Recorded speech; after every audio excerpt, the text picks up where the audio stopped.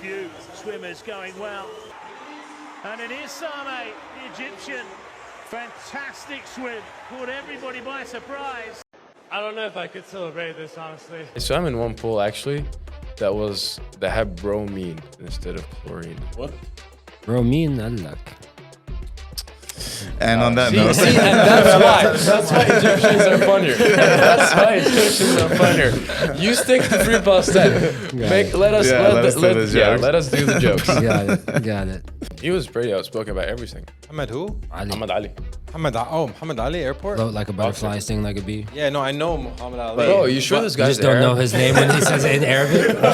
Muhammad Ali. No, I didn't hear what he said. Muhammad Ali. No, I just heard Muhammad. I didn't hear what was after that. And I texted him, I was like, help. I just swallowed a whole bottle of etc. to my friends on the group chat. Help me. The first thing I did when I landed, they were like, hey, can I see your passport? Yeah, come follow us. Here in the States, Yes. some of the Federales. No way. Already? It was not the Federales. They said they were not the Federales. That's exactly what the That's what the census Federales say. No. Don't worry, we're not the Federales. Fed boys. We're not. Turns Nah. out they were. They were Narrator. Athletes are a source of inspiration, and I believe it's kind of like a moral obligation, like you said. You have a platform, you use it the better way. And after you win first in the Olympics, holding the Palestinian flag on the podium, Yes, sir. it's gonna change the world, man. And just like you've done a lot, and I think you're gonna keep doing some really big things.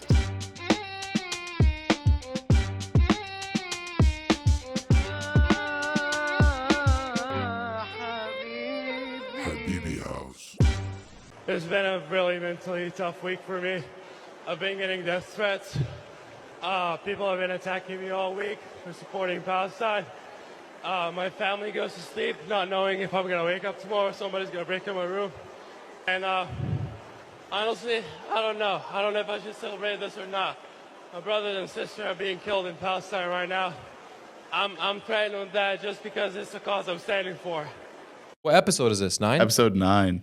Did you guys So already? okay, What's up, guys? Welcome back to the Habibi House podcast, episode 9. This is the Arab American podcast, and today we have a very special guest. Very, very, very special guest today. All the way from Egypt? if every guest is a very special guest, does that mean that they're just normal guests? No, because we only bring special guests. That's and what this it one is. is a very, very, very. Yeah. Like we have to make it clear that it's Okay. like very. No, very- man. Way we to have- ruin my intro. Go, you try this time. No, I'm saying we have Abdurrahman Al-Arabi, who is our first athlete, number one, which is very, very like monumental, I think, and important because people like athletes. People love sports. People love hearing what y'all have to say. You guys do the work, so you're respected, and so people want to hear the psychology, the psyche, the thoughts of an athlete. And you're a very successful one, right, Atif? Yeah, he's a very successful one. You've gone very viral recently as well. I did, unfortunately. Unfortunately, why? Unfortunately, Not unfortunately. It's like, when I look at this, kind of like all this amount of followers that I gained, it's like I kind of want to feel good for it because like I feel like I did something good, but I didn't do it for the followers, Right. Like if I had got 250,000 followers for winning World Cup alone, I would think like, okay, this is awesome. Like I worked for this, I put the work for this, and this is what I wanted from this. But like when I said what I said, it was not really for the followers. Like I went to bed. Yeah, I went to bed. I was like, my swimming career is over. They're gonna actually ban me from the federation. You had the feeling right away? Yeah, I was talking with my friend actually on the phone. I was like, Kareem, bro, I'm either like my swimming career is gonna be over, or like I'm gonna be probably the most famous person in the Middle East right now. Yeah. Like there's no in between. What I did, cause I knew I kind of messed up when I looked at the stands and I saw my coach was going like.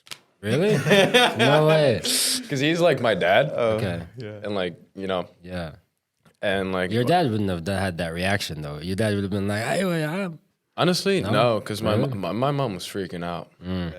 I mean, yeah, for more for your safety. parents, rather yeah, than- right. Yeah. Yeah, less about, she was like- freaking out for my safety. For as an athlete, you don't want to get in politics or religion or all these things. You'd lose Unless you're like that's your thing, right? Like you really lean into it. Or unless you have like that really good foundation of followers. And It's the Egypt's in the house. We got security. We got security. You got security. We need someone. Security. Security. Assalamu alaikum.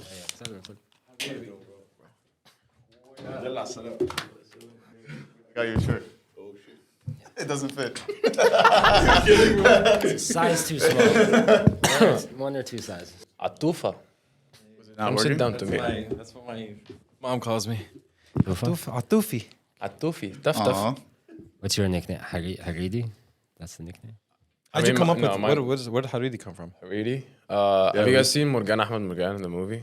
Yeah, it's like some Of of it. course. Yeah. You said it was a goalkeeper. or Yeah, the something. goalkeeper with the big ears. Yeah. That's how I play soccer. Okay. 'Cause that's how bad I am. At Goalkeeper? soccer. Okay. But yeah. All right. Yeah. So back to So yeah, what was it? So what was it that you said when you won in your victory speech that was so controversial? Honestly, I was just so heated. And like the guy's like, Abdurrahman, congratulations, pretty rapid swim. How do you feel about that? And I actually like just said what I felt. Like, I didn't know if I could celebrate, and like it's been a really mentally tough week, and like, I got like threats and like people attacking me for supporting Palestine. And it was like before that or after that? before that. Oh, okay. Before that. So you were posting online before? Yes. Is that why why did you say it? Like what made you say it? What made me support Palestine from the beginning? No, like what made you use that platform to say that? Honestly, I don't know. I think it's just something that just came out of the heart, It's like because if you look at the video, it's like you were like out of breath, the adrenaline. You had just they won. they take you right out after of the race. water, Yes, yeah. like you get out the. if you watch the full version when like I swim and then he takes me like I get out. You have to get out from the side, and as soon as I get out from the side, he's like, "Yo." Wait, no, first he's like, "How do I pronounce your name?" And I was like, "Abdurrahman." He's like, "I will figure it out." And then he was like, "Come here," and then he was like, "Abdurrahman, Alright. yeah." All right. Yeah, and then like he was Australian, he did it like with a little accent. He's like, "Rapid." Yeah, repeat. And what did he ask you? Like, how do you feel? Yeah, he was like, I think it was how do I feel. John, if you're watching this, thanks for the interview. Yeah. Shout out to John. Shout out John, the Australian. And then you said, I can't celebrate this because of my brothers and sisters in Palestine, what's going on to them. And that was what was so inflammatory. Yes. Apparently that was anti-Semitic. How do you think that's inflammatory to say that you can't celebrate because there are literal people dying and they're your brothers and sisters? Hey, calm down. Bro, relax. Excuse you. That's a loaded question. I feel a little silenced. Go ahead. Honestly, I don't really know. I think people like what you did with the episode for can you be pro-Israeli and pro-Palestinian at the same time? They by the way, they changed the title after a day. Really? Yeah. Because of all the backlash. Yeah.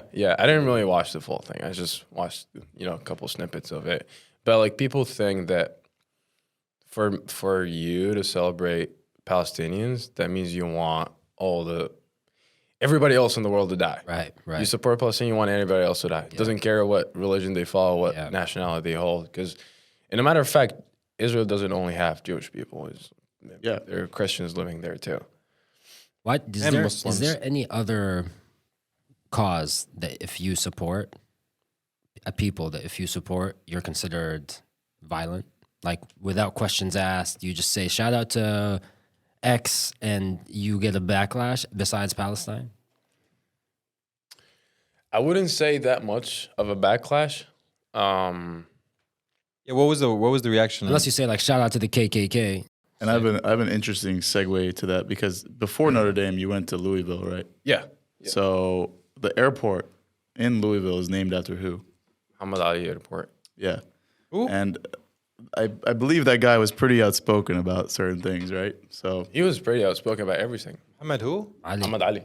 Muhammad Ali Airport? Float like a butterfly, sting like a bee. Yeah, no, I know Muhammad Ali. Bro, you sure this You guy's just don't know Arab? his name when he says it in Arabic? Muhammad Ali. No, I didn't hear what he said. Muhammad Ali. No, I just heard Muhammad. I didn't hear what was after that, but it's named after him. The airport, yeah. Muhammad Ali Airport? Yeah. Yeah. He's from Kentucky. He's from Louisville. had There's the no Muhammad idea. Ali Center. I there. noticed that when we were booking your flight. I'm like, oh, that's cool. So I think you going to Louisville and there's just that connection, and he was so like standing on business. You know what I mean? When it came to that, he even with Islam and being against the war in Vietnam and all of that, he got a lot of backlash for it. So he's an athlete that like when they tell LeBron's, I don't know, but like when they say like shut up and dribble or like don't shut up and swim, don't be political.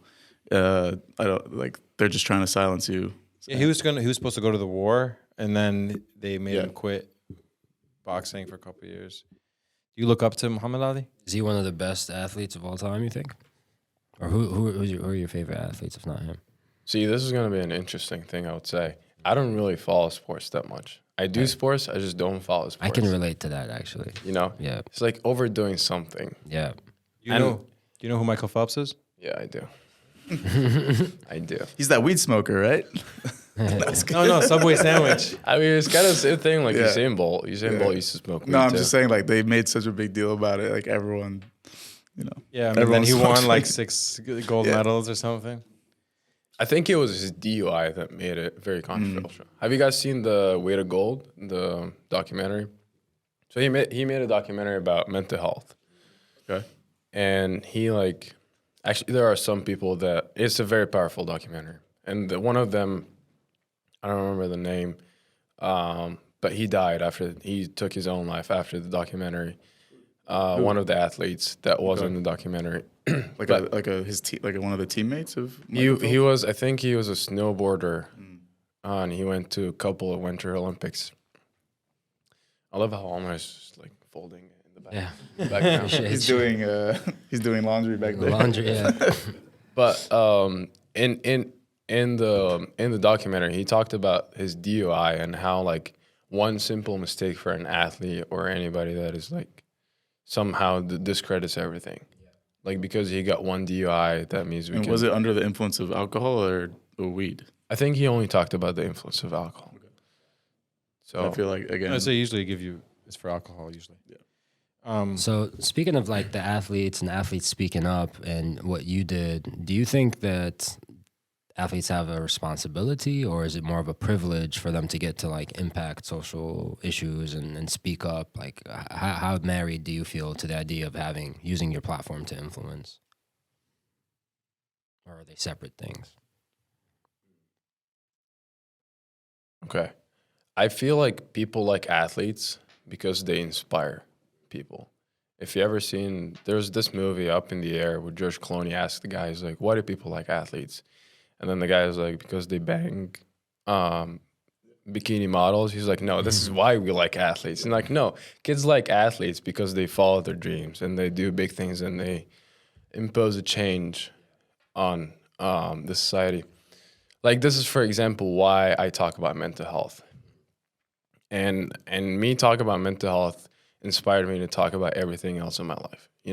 If I can talk about like the worst things that ever happened to me and like the weakest point of my life, then I feel like it kind of goes hand in hand, especially being a mental health advocate. Like you advocate for a human. You put like we keep screaming like human before athlete, human before student athlete, human before doctor, human before whatever. So like it kind of came in hand in hand when I talked about, civilians being killed. Yeah. Well, we want to definitely touch on the mental health subject, but before that, let's go back to the beginning. Like, how did you like growing up in you're born in Egypt, right? Yeah. You always ask this question, going back to Yeah, the to the beginning. Let's beginning. start at the The beginning. inception. What day were you born and at what time? What's your people horoscope? What are you? What's your moon rising or sun? We need to I know did so I wanna- can Wait, judge you. I actually know these. Okay, let's go. It's because never mind. You're in college in America. Never mind. What is it? We'll get there. Before you tell us what's your sign? the entire origin story, just one last point on like the athletes. Who do you think are some of the athletes have done, like I know you said you don't watch too much sports, but like that have made an impact socially? Like for example, I think of Ronaldo, like some of what he's been doing recently with donating to Gaza, with a lot of the solidarity that he's been. Are there any others that you I mean, Michael Phelps has his own foundation. It's the Michael Phelps Foundation. Tiger Woods had his own foundation. I actually studied Tiger Woods' foundation this year, and it's a scandal when he apparently cheated on his wife or something like that, and then he had to rebrand. And this is again, it's like it's a messed up way to look at it. Like an athlete cheats on his wife, and you discredit even his nonprofit foundation. Yeah. Like if he's helping kids get in school, especially that he was targeting African American kids, I think in the area of like California, Arizona, something like that. But double check me on that. But like because he cheats on his wife, you discredit what he does, even in the nonprofit sector. I mean, it might just seem hypocritical. You know, you have like you do the nonprofit, but your morals are kind of gray. It's like a gray area where you start that, but then you can go cheat on your wife, and that's fine. But nobody's a freaking angel, bro. And like we're not saints. Like the people that shit on like Tiger Woods cheating on his wife, they're like, look, but he's going to start a nonprofit.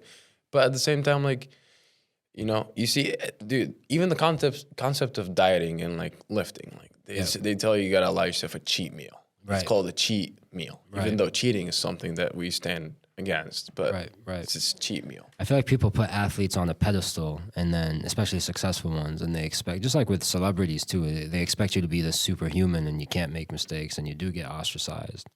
And athletes put themselves there. Hence why athletes struggle so much with mental health. Like, you create this alter ego of yourself, or like you just even create this idea of yourself, like I'm unbreakable, because you have to be, and you have to like think about that to the point of like, you know, if I'm like, for example, if I'm pushing a set where like it gets me to the point that I want to throw up, or like I'm in the gym like and like I feel like quitting, but I'm like, no, I'm unbreakable. I cannot be doing this, and then. It comes to the point that like even like when it messes with you mentally and you're like, man, I'm sad, I'm tired, I'm depressed, and like I think I want to kill myself, all these things, and then you're like, but I'm breakable. I'm unbreakable. I cannot be doing this. So it's good then, the unbreakable mentality. It's good, but again, everything is good in moderation and with balance. You've dealt with these kind of mental health sort of issues? 100%. Yeah, if you do 3-minute research about. No, we're gonna get into that. We have a whole segment about that. Yeah, Atif doesn't do too much research. No, I just like to show up. Yeah. I bet. Dude, I'm kind of like that too, honestly. Really? I mean, it's, you know, I want to know who you are like as a person. Just say you're lazy. Honestly, they called you out. They called you out. I'm busy. But again, busy, I'll give. Dude, I'll give him. He is busy. He's a busy man. We're not busy though. Yeah, I cannot. He's an an influencer. He has the most followers out of us, so he gets away with a bit more than we do. Okay. This guy brought up followers. But Thank you. I appreciate it. What about Kyrie Irving? Have you guys been seeing some of the stuff he did the interview in the Kufiya, one of the press conferences? I thought that was pretty sick. You know, he's putting on for us. What was that? Kyrie Irving, the basketball. He's a basketball. It's like when you throw the ball. I saw the video, but again, I don't follow follow too much. Yeah. I don't follow. I follow cooking channels. That's what that's my shit. Nice. Who's the best cooking channel? Man, Gordon Ramsay, honestly. Yeah. Yeah. Idiot sandwich. What are you, idiot sandwich? Hollandaise sauce. Where the lab sauce? Okay, last question on this point before we move on like the comment that you made. Did you get, I know you said you didn't do it for the recognition, but can you tell us a bit about the recognition that you received? Like, did you have Middle Arab, news stations reach out to you, want to get interviews with you? Did you have people reach out for statements? Besides the negative backlash, what was some of the positive backlash? There was a lot of positive backlash. Okay. I mean, I don't think we would call it backlash. I don't know if that's the word. Yeah. Positive feedback. There was a lot of positive. Like, tell us about it, dude. My favorite artist, or not, follow me on Instagram. Like my favorite rap, Wegs is Gordon Ramsay. Your favorite artist? Unfortunately not. What are you talking about? Yeah. Guy Fieri, at least. Come on. Lil Baby. No Flavor Town. Lil Baby, not. Like I remember there was one day they were like, somebody was like, dude, Jess Williams just posted you on your story. I'm like, who the fuck? Grey's Anatomy? Yeah. Oh, wow. McSteamy or one of those guys. I don't know. No. Like it was mainly people in Egypt. Singers, rappers. Drop some names for us. Marwan Musa, Wigs. Dude, Marwan Musa FaceTimed me one day when I was in Budapest. He was like, nice. Dude, me and the boys want to say hi. And I actually, and I talked to them. It was really awesome. Ahmed Kamel. Who else? I think a good amount of people follow me. There was some newspaper that reached out and wanted to do interviews. Some of them like even were like, yeah, we'll pay you. But then honestly, again, I felt like if I did it for that, because dude, I was kind of like low key freaking out. I was telling my coach, like, I feel like imposter syndrome. Like I feel like I'm getting too much praise for something that I kind of did not do. You're You like, know? I just said what was I supposed said to what? be Yeah, said. I did not plan it. Nothing at all. Yeah. So, and then it was kind of like the imposter syndrome for me. I was like, dude, like I'm getting too much love. Like y'all gotta chill. Right. Yeah. People got to realize. I mean, you're still basically a college student. You're young. Like how old are you? Yes, I'm 23 years old. Yeah. So people think that. I mean, you look like you're like I know, older than I all know. of us. So you know. No. The So, other yeah. day I posted a poll. I was like, how old do you guys think I am? I'm like 32, 35, 23. three Dude, kids. 75% of the votes was 32. I'm like, wow. what the fuck? Dang, Did I look dang. that old? That's wild. And then like all these people are playing. There's like no way you're younger than me. I'm like, no, I'm When did you still 23. first start shaving? Come on, be honest. When I was 12, I think. Exactly. Yeah, I voted 32. You voted 32? Yeah, you're not 32. I'm still 23. I'm messing. Dude, honestly, Notre Dame was they gave me as much support as I needed, honestly, at that time. I remember I went to meet with Mr. Jack Swarback. He's the vice president of Notre Dame. And that was right before I went to Greece for World Cup. And my coach has been getting emails at the time, like from people around the country, if you don't do something about this anti-Semitic athlete, we will. And like people like tagging me and him on like stories and saying that I support terrorism and the killing of innocents and all these things. And then we went to his office. I showed him everything that I posted. And at the time, I didn't post anything like super controversial. I was like still on that like nuanced, I want all lives matter, What they don't. No, all lives matter. All It was lives matter. before the genocide started escalating, you're saying. Yeah, It was in the yeah. beginning phases when everyone was kind of like being Like a this bit is more- this is bad, but like come on, we need to stop. But after that, we were like, this is really messed up. Right. We need to stop this immediately. Yeah. But then he was like, all I said at the time, I was like, I posted that there's a disparity of opinion. discrepancy, yeah. Disparity In what? in like opinion. Like for example, like you can support Ukraine versus Russia, but this is amazing. Yeah, this is amazing. They are heroes for protecting themselves or like whatever it is. Freedom fighters versus terrorists. Yeah, but then when you have Palestinians, and even then I was not even just like supporting the idea of like freedom fighters. Right. I was just these people The cannot die. The civilians. Yeah. Civilians cannot die. Under no circumstances.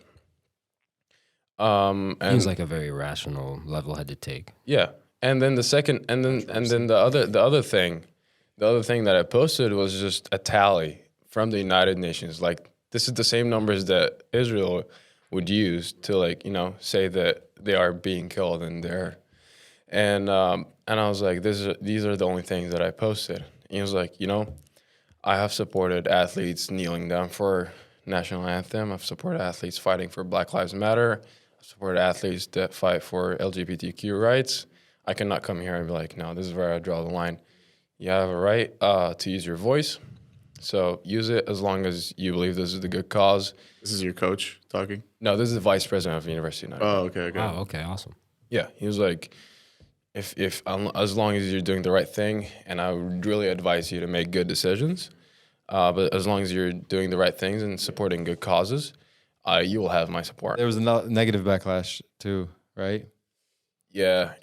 Dude, the Israel Swimming Federation, I think they sent like 4 official complaints to the Really? International Federation. Yeah. Losers. Do they also tie brakes to Palestinians' feet when they compete? Breaks. Yeah, I feel like that would be like That's a good way to train, right? It's like it's a Resistance. resistance Yeah, training. exactly. Yeah, Resistance training. Existence is resistance. But no, anyway, so Shut up and swim.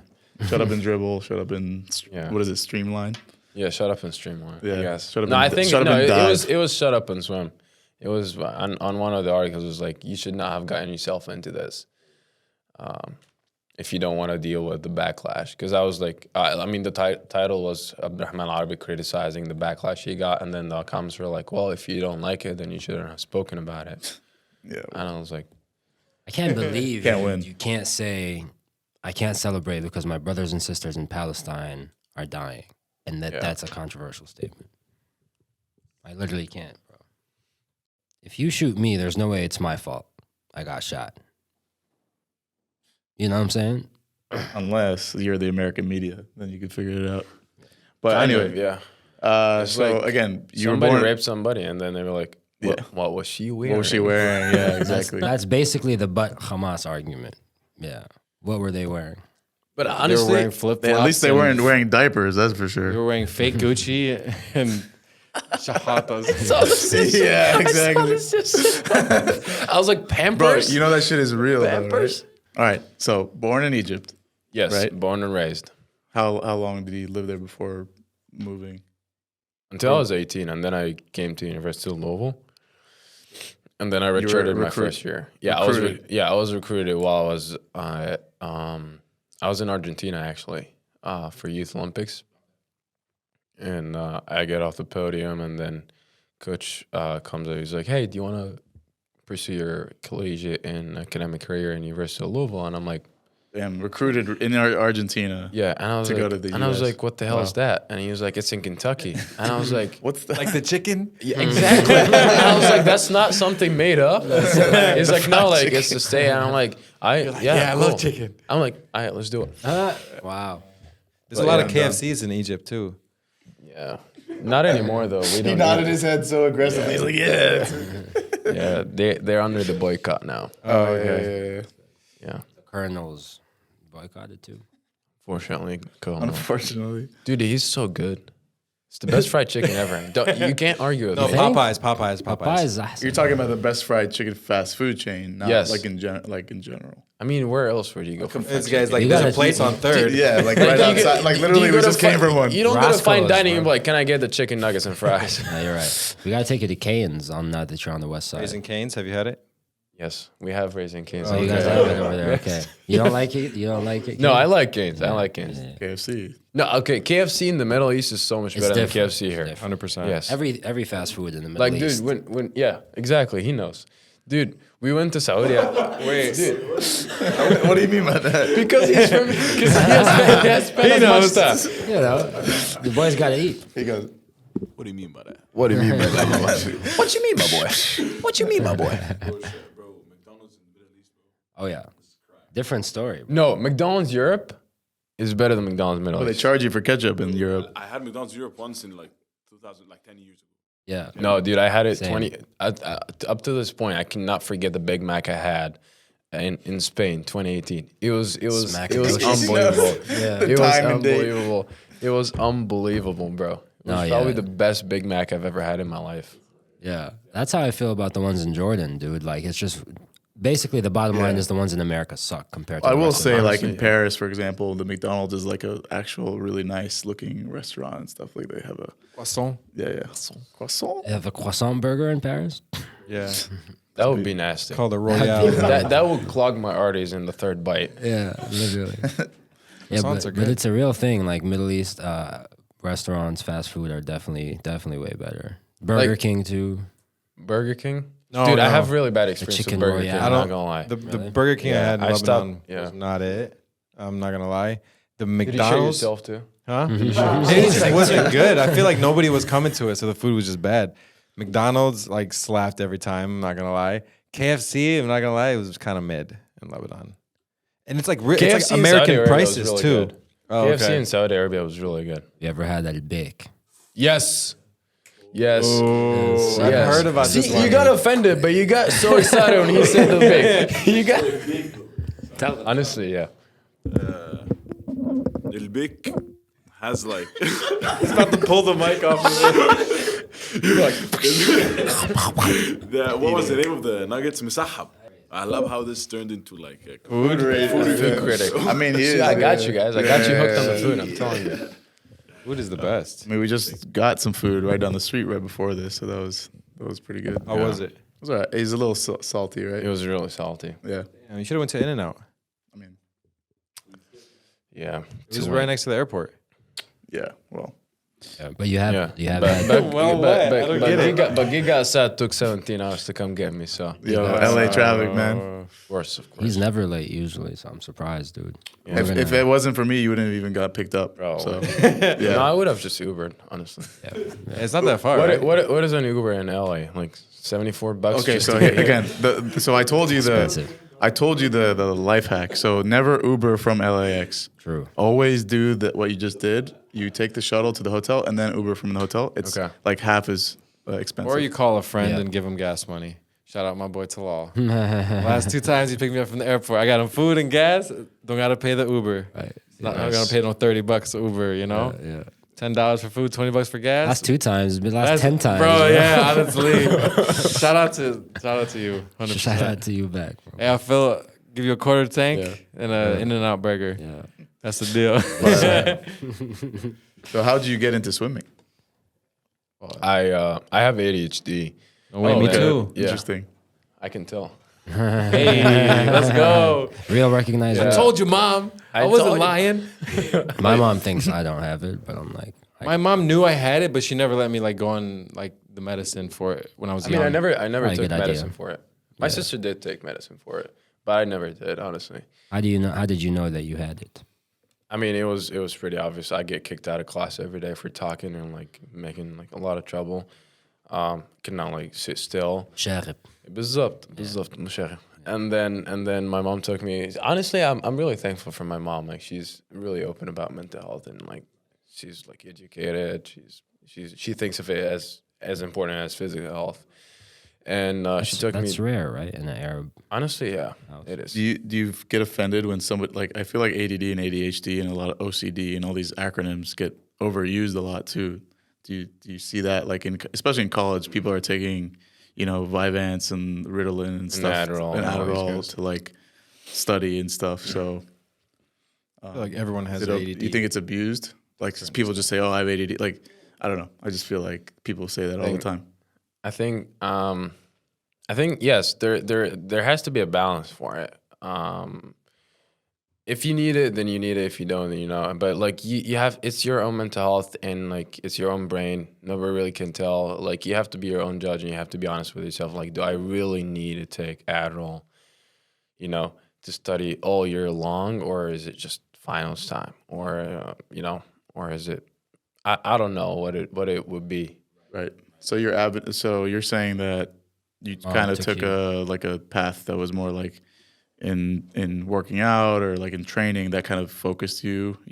The idea for the doctor's idea at the time when I was learning to swim, she was like, I think doing any kind of sport will wear him out. And then my mom was like, well, I've always liked swimming, so I'll just make him go learn swimming. And Your mom liked swimming. Or yeah, you liked I mean, she did not swim professionally or like even she just knew how to swim, and she was like, yeah, I'll just take him to swim, almost every day, and like it will just wear him out, so he's more calm in class. But it didn't really work out. Yeah. Honestly. You I still got have- better in swimming though. Yeah, right. Yeah, that worked out. Nice. Yeah. And so, did you enjoy it right away, or like right off the bat? Absolutely the fuck no. No, right? I hated every minute Yeah, of it. I'm yeah. telling you that. And I was also not good until I was like 15 or even, like Did you like grow or something at that Growth time? spurt. What? trying to think. What changed? So like a lot of the good swimmers are like really tall. So No, I mean I was not like short or anything. I was just not good. And then I mean it kind of like progressed, I would say. It was a progression. I did a lot of learning.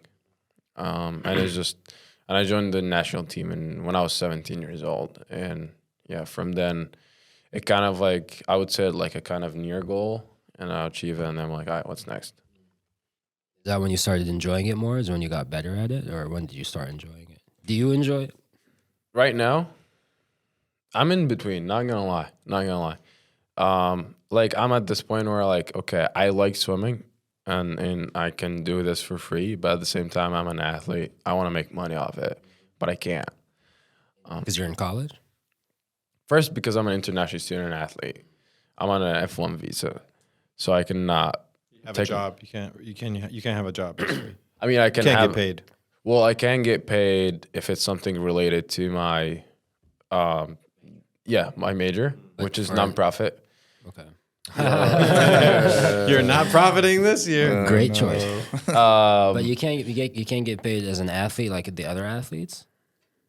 In the U.S., no. Really? Like, I would see all these people making NIL deals, and like, with all due respect, they don't know anything about swimming. They haven't done anything for swimming either. Wow. You know, and like, with all due respect, I won ACCs, I won NCAAs, and I cannot make a single dollar off it. Wild. And like again, it's I'll give you my bank account and maybe we could work. You can own my Instagram. Just kidding. You can't even do like a brand deal or something. No, I can't. Not even like Instagram. Damn. Nothing. I cannot even put my tax info to get like compensated for Instagram views or bonuses or gifts or any of these things. No, I can't. I just can't. That's not really work. I know you're not supposed to work, but that's not exactly work. Is it? Yeah. They consider it work. Yeah, because like when you fill out that on Instagram or like on Meta, it says, "Are you a citizen?" I cannot be lying and be like, "Yes." No, you gotta say no, because it's like, especially now, I'm like, time to find a white girl to get married to. Let's go. Do you ever want to be a citizen? Honestly, I feel like it would help in a lot of things, but at the same time, like, I applied for a green card and I got refused. And then at this point, I was like, you know what? It is what it is at this point. You know, my mom is like, you gotta try again. You gotta like find another lawyer. But then I'm like, I'm a believer that God has a plan for me. So if I'm meant to be a billionaire, I'll be a billionaire tomorrow. If it's meant to me, if it's meant for me to be tomorrow, a billionaire. Right. Whether it's in the U.S., Egypt, Middle East, dude, even in, I don't know, in Antarctica. Yeah. Back in Argentina, maybe. Back in Argentina. Isn't it college athletes until recently they couldn't get paid at all? Period. Mm-hmm. Yeah. Dude, there is this guy. He swims for Arizona State.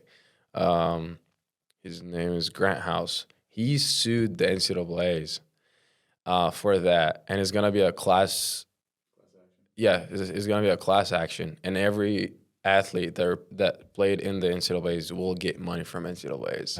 Like from the past? In arrears? Yes. Oh, wow. From a very long time. Like, dude, they've been making money off these guys for so long. Yes. And it's going to be all sports. Even the coach, like, you would see, like, Nick Saban was making, like, $3-4 million. He tried to, like, help. Like, I mean, there's some people that got in trouble for he'd be helping their students out and giving them some money for their mom or something. Like, these kids can't make anything. They're, like, world-class athletes and they're eating ramen. You know what I mean? Yeah. And I feel like people watch college sports here like almost as much, if not more, sometimes than regular sports. So it's like for you to not get paid off such a big industry is really bullshit. Because you can relate to it. Yeah. You know, your son goes to college, or like his friend is in the NCAAs, or like, you know, even if it's on, I don't know, if you're from a small town and somebody like, especially in an individual sport, you know, somebody is good at like pole vaulting and like somehow they make it to like Texas A&M to become the best pole vaulter in the country, and like, oh my God, I went to high school with him. And like everybody gets excited. For sure. Yeah. Kind of sucks because we don't have that in the Middle East, like that structure of progressing in your sport from high school to college to professional. Even the professionals, like. Yeah, you have to be lucky, honestly, kind of like to make it out. Yeah. Like I'm thankful. Yeah. I like kind of like made it, you know, this far. I don't know if I would have made it in Egypt. I would like to believe that I would have. Yeah. Because I have like a good established system back there. Like I have coaches that care for me. Like I said, he's like my dad. Even his assistants. No, not Gig Assad. But like I said earlier, he's like kind of like my dad. Yeah. So if you were to swim, you swim for Egypt, basically. Oh, absolutely, 100%. I want to talk more about that later, like sports in the Middle East versus here, but I think I said wanted. No, I'm just saying, like, if you made it to the Olympics, you would swim for Egypt. Yeah. Instead of this, okay. Yeah. Or could you choose? You couldn't choose. Can you even swim for America? I mean, if I become a citizen and then like, and they'll be like, yeah, you could be a citizen. Yeah. He's one of the good ones. Give him the green card. He's like, if he's gonna win. Nah, I think the rule is like you also have to like live in the country for like 2 years straight. which I've been doing it for a while now. Right. Oh, so Anyway. like if you travel at all internationally, you can't. It'll break the. I think so. Okay, wow. I think so. Interesting. Yeah, Put on it's for an your international federation rule. Yeah. Yeah, but When's the next Olympics? 24. 2024. It's also Yeah. a leap year. I just realized. That somebody was giving me like a appointment. They were like February 29th. I was like, what? How is that possible? And they're like, oh yeah, it's a leap year. But When was the last leap year? it's every 4 2020? years. Yeah. Okay. We weren't really paying attention. Yeah, that not year. really. Honestly. Everything was a blur. Dude, for the past. okay. It was just starting. Hot take. I had the most fun when COVID was around. oh yeah. I'll tell you that. Why There would was you- no traffic in where LA. were Okay, you? 2020. There was no traffic in LA. That was great. Where were you? 2020. First of all, you were no. like what, 19 at the time? I was 20. Okay. I was 20. I see Yeah, where you go. yeah, yeah. I see where you go. So You were 20 in 2020, you're Yes. a teen. and your vision is 2020. Yeah. Nice. Actually, no. I think one of them is like kind of messed up a little bit from same. the From all the chlorine. chlorine. Oh yeah. Yeah. Oh wait, man. what were you doing during the pandemic? Man, I caught the last flight going to Egypt. I was like, it was the last flight. It was it was from London to Cairo, and that was like the last flight. Like, what وزير الطيران المدني اسمه ايه بالانجليزي؟ Translator. Minister of Minister of Aviation. civic aviation, civilian, whatever it is. Domestic. I'm saying it in domestic. Arabic. That means it's قول inside Egypt. بالعربي like Yeah, وزير الطيران المدني كان هو الطيار بتاع الايربلين دي اللي نزلت كايرو. It was the last one because that's how dangerous it was. So you'd have been stuck in England, for example? If you I don't were- think so, honestly. Like that would be so stupid. I'm like, I don't have a visa for this country. Like, come on, Right. just let me go home. Yeah. Stuck in the airport for And then everything was On your Tom closed. Hanks shit. The terminal. Yeah. And then everything was closed. So like I didn't really have to practice, and then everybody else did not practice just like me. So I was like, I did not really Bad feel bad influence. about it. Yeah. I didn't really feel bad about it. And I just man, I had just fun with my family. Every day I went to see my grandpa, my grandma. Yeah. Hung out with my sister and my mom. Was COVID bad in Egypt? Like, did you hear? I feel like people didn't care probably. Yeah. Right now. No, I mean, Nah, it's they not don't about care. caring or not. It's just about how, like, were there How a lot of bad sick it people? was? Did I mean, get- it depends. Like, how do you really look at? Because I know a lot of sick people that just did not get tested or like reported or anything. So that's I think we're all out of the tally. Yeah, I think it just what was the stronger out there. Were the you law? know? Were the laws يعني pretty المناعة strict? هناك صاي. I mean, there was what do you call it when people cannot walk in the street after a certain Curfew? time? Yeah, there was a curfew. There was a curfew, and yeah. But then here's the funny part: if you're like a journalist, somebody that works in like the national media, or like you're a lawyer, a doctor, you're exempt. Essential. So then, yeah, so Essential that- worker or something. yeah, basically they were kind of essential work. So like if you had a friend that works as a TV presenter in the national TV, and like you want to get a ride, or you guys all want to go hang out somewhere, you take that friend. The journalist. Yeah, or like you go hang Get out out, of you jail go hang card. out with the doctors, or like you'd see like 5 doctors, like with hookahs in front of, like in the street, and then you're like, That's the dude, most you're Arab not, thing. yeah, you're like, dude, you're not saving humanity. You're just using your job as a doctor to go hang out with the boys. That's funny. That's I was in Egypt a couple years ago. It was right before the pandemic, and it was amazing. Koshari was so Koshari. good. Abu Tariq, oh, Abu What Tariq, oh, is that? yeah. It's in downtown. It's close to my Here? house. No, yeah, here. Abu Tariq in downtown LA. Honestly, that would be amazing. That's what I'm down. Wait, where is it? I'm sure we can find a Cairo? We Cairo. gotta take him. We gotta. Cairo. I'm 29. Wait, what? Oh, okay. Sorry, I couldn't hear you. Yeah, we'll go. yeah, We'll fly out. We'll fly out to Egypt. Muhammad Salah. Yeah, I used to go to Egypt all the time, man. Every summer I used to go. Yeah, wallahi. Yeah, Sahel too, for sure, bro. Dude, For I've been to sure. Sahel once. Yeah, And he it said was- he doesn't go. Yeah, I don't go. Why?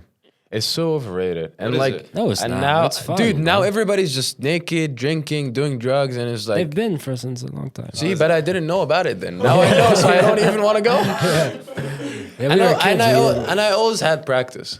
Oh yeah. Right. Yeah, I was such a loser, bro. I mean, just now when you said like, oh, I didn't have to practice for 6 months. I got to hang out with my family. Not even 6 months, dude. It was 3 months. 3 months. Yeah, it was the best time of my life. It just made me realize that like you have that thing on top of your head, like you constantly have to do. And then you got that breath of relief. Again, you're a legitimate high level elite athlete. So yeah, life isn't just regular. Yeah. I wish it was just sunshines and rainbows. Yeah, right. But now, speaking of Egyptian food, we got to take you guys to. There's a place on Sunset, Al Layali. We got to take them to Layali. This episode is sponsored by My auntie over there, If you want- Tant over there, and her family run the place. It's كشري macaroni bechamel اللي انت عايزه. I promised them something like Yeah, shawarma after or this we'll something. go. down, Yeah, honestly. we'll go. They have shawarma, kebab. على كيفك. Yeah, let's do it. Yeah, but 100%. did you want to go back to the basics? I mean, we pretty much covered your life from the beginning until 18. Yeah. Yeah. I gotta leave pretty soon. So we got an hour left. Yeah, but I thought it was from like 8 to 10. You got a date or something? No, I mean I What's have. more important than this? So Atif, Alhamdulillah. Atif, you got way bigger, bro. Like, holy shit. Yeah, bro, I've been drinking my protein. Yeah. how do you guys know each other? Me and Haridi? Yeah. How? I think. When NCAA's allowed NIL athletes, like athletes to get paid by NIL, he had Kemet. Yeah. Yeah, he had Kemet, and he was looking for athletes to like. Wait, what's commit? It's a clothing brand that I had. Oh, okay. Just on pause now. Got it. Yeah. And you wanted someone to represent the brand. Yeah, Got it. and then the international office at University of Louisville was like, hey, by the way, even though people can make money off it, you still can't. I was like, this is the most bullshit. I was like, so everybody can, but I can't. So you kind of went into nonprofit as like a trauma response. But then, yeah, this is how we got, like, we followed each other, and then I think one day we just went to lift with each other. And then we just been friends. With him? Yeah. He was not lifting that heavy. Did he take like 3 45-pound plates and just carry them like this? Like right shoulder. Right with his face. No, but he's actually pretty strong, bro. MashaAllah. I mean, yeah. Did you ever used to watch battle rap? No. You know Disaster? No. He's a Lebanese battle rapper that we just had on as the previous guest. He's surprised. It's funny how everything kind of worked out where our 2 guests ago, we surprised him with the guest, and it was like one of his people that he's watched. Big Diz. You're live on air, bro. We're in the Habibi House podcast right now. We got Abdurrahman Al Haridi, one of the best swimmers in the world. Here. You know what it is. You know what it is. Yeah, man. He filmed the last episode. It was Disaster. We just did his episode. One of the best battle rappers in the world. But let me holla at you after, bro. Got you. We can get into the mental health because I do want to hear, or should we talk about? Good segue to the mental. I mean, Yeah. we mentioned it a lot. You know, the ADHD. You've been outspoken about it. Like, what made you, like, other than just like having certain mental health issues, did you feel like it just was something that you needed to like talk about? You felt like you had a, duty to talk about it using your platform? I mean, I think there's like 2 main reasons for it. The first is I'm a believer in like being the change that you want to see. I wanted this to not be like a taboo subject, You break your arm and you don't see anybody. You're like, oh, Talar broke his arm. Right. No, Talar broke his arm. That's why he's not here. Yeah. But then when it's like, oh, Haridi wanted to try to kill himself. That's why he's in hospital. It's like, he's having issues. Like, what do you mean having issues? Like erectile dysfunction. Like, why isn't he here? And then Yes. But then it's like it's not. I didn't want it to be that taboo. And Right. And I'll say this honestly: the most inspiring person that inspired me to talk about my illness, outspoken like that, is my sister. My sister has diabetes, and like type 1, type 2. I think type 2. So she wasn't born with it. She was not born with it. And usually like back in the day, my dad would like turn around to take his insulin shot, or like Your dad had diabetes too? Yeah. Okay. Or like I had this classmate that like when it's time to take his shot, he would like go to the back of the class and like hide from everybody. My sister, dude, the most badass shit I've ever seen in my life. We would be like in a cafe or in a restaurant. She like rolls like the chair back, you know, pulls out the insulin shot, stabs herself in the knee with it, takes it back. Damn. While she's having a conversation with people. And I'm like, if she can do that, I can. Yeah. Is she I older- raised she's her. older than you? No, she's younger. Oh, I was she's like, I younger. raised her. I Raised can her. do that. Yeah, hell yeah. And then I was like, you know what, I'll just do it. So it was also like kind of a impulsive decision. The first time I ever talked about my mental health, there was a movement in my school called Cards All In. And then they were like, we're highlighting stories around campus, and we think yours is like kind of the most powerful at this point because we saw you go into the ER to get revived. And This is which campus is this? University of Louisville. Okay. My suicide attempt was March 12, 2022. We'll get into that. I Yeah. think, a little bit more. But then, and in May, it was Mental Health Awareness Month, and it was the start of the movement. And then they were like, if you want to talk about it, you know, send this person an email, and they will put like an infographic about it, and they'll get it back to you, and you post it. And I like sat down in my room. I did not really think what to say or what something, and it kind of like the words just flew. I remember what I said is, you can not only lose sight in your, I think you can also lose sight in your heart. And I lost sight that night. I lost vision that night through all the darkness. Blah blah blah blah. Oh yeah, it was I feel like it was one of the interviews that you did that you quoted that. Yeah. Yeah. I remember that. And like I said, but thankfully, like there was a part of my heart that gained the vision through the darkness, and hence while it was beating its last beats. And then the feedback I got from my friends was honestly pretty good. And then I sat down in my room. I was like, do I post it? Do I not post it? Blah, blah, all these things. And then I remember I woke up the next morning, I posted it, and then I went back to sleep. I was like, fuck, just, you know. And again, I'm a very impulsive person. And then, honestly, like, I got a really good feedback. And the feedback that I liked the most is not like, hey, we're proud of you. It was more of like, I felt the same way, and I was so afraid to talk about it. And then I was like, shit, like, this is real. There's a lot of people around us that suffer from these things, and they never get a chance, and like they're always so scared. Yeah, they're always scared to say anything about it. Yeah, man. No, man. It takes a lot of courage to speak up on something like that because, like you mentioned, there is a lot of stigma. There's a lot of judgment. Especially men, especially Arab men.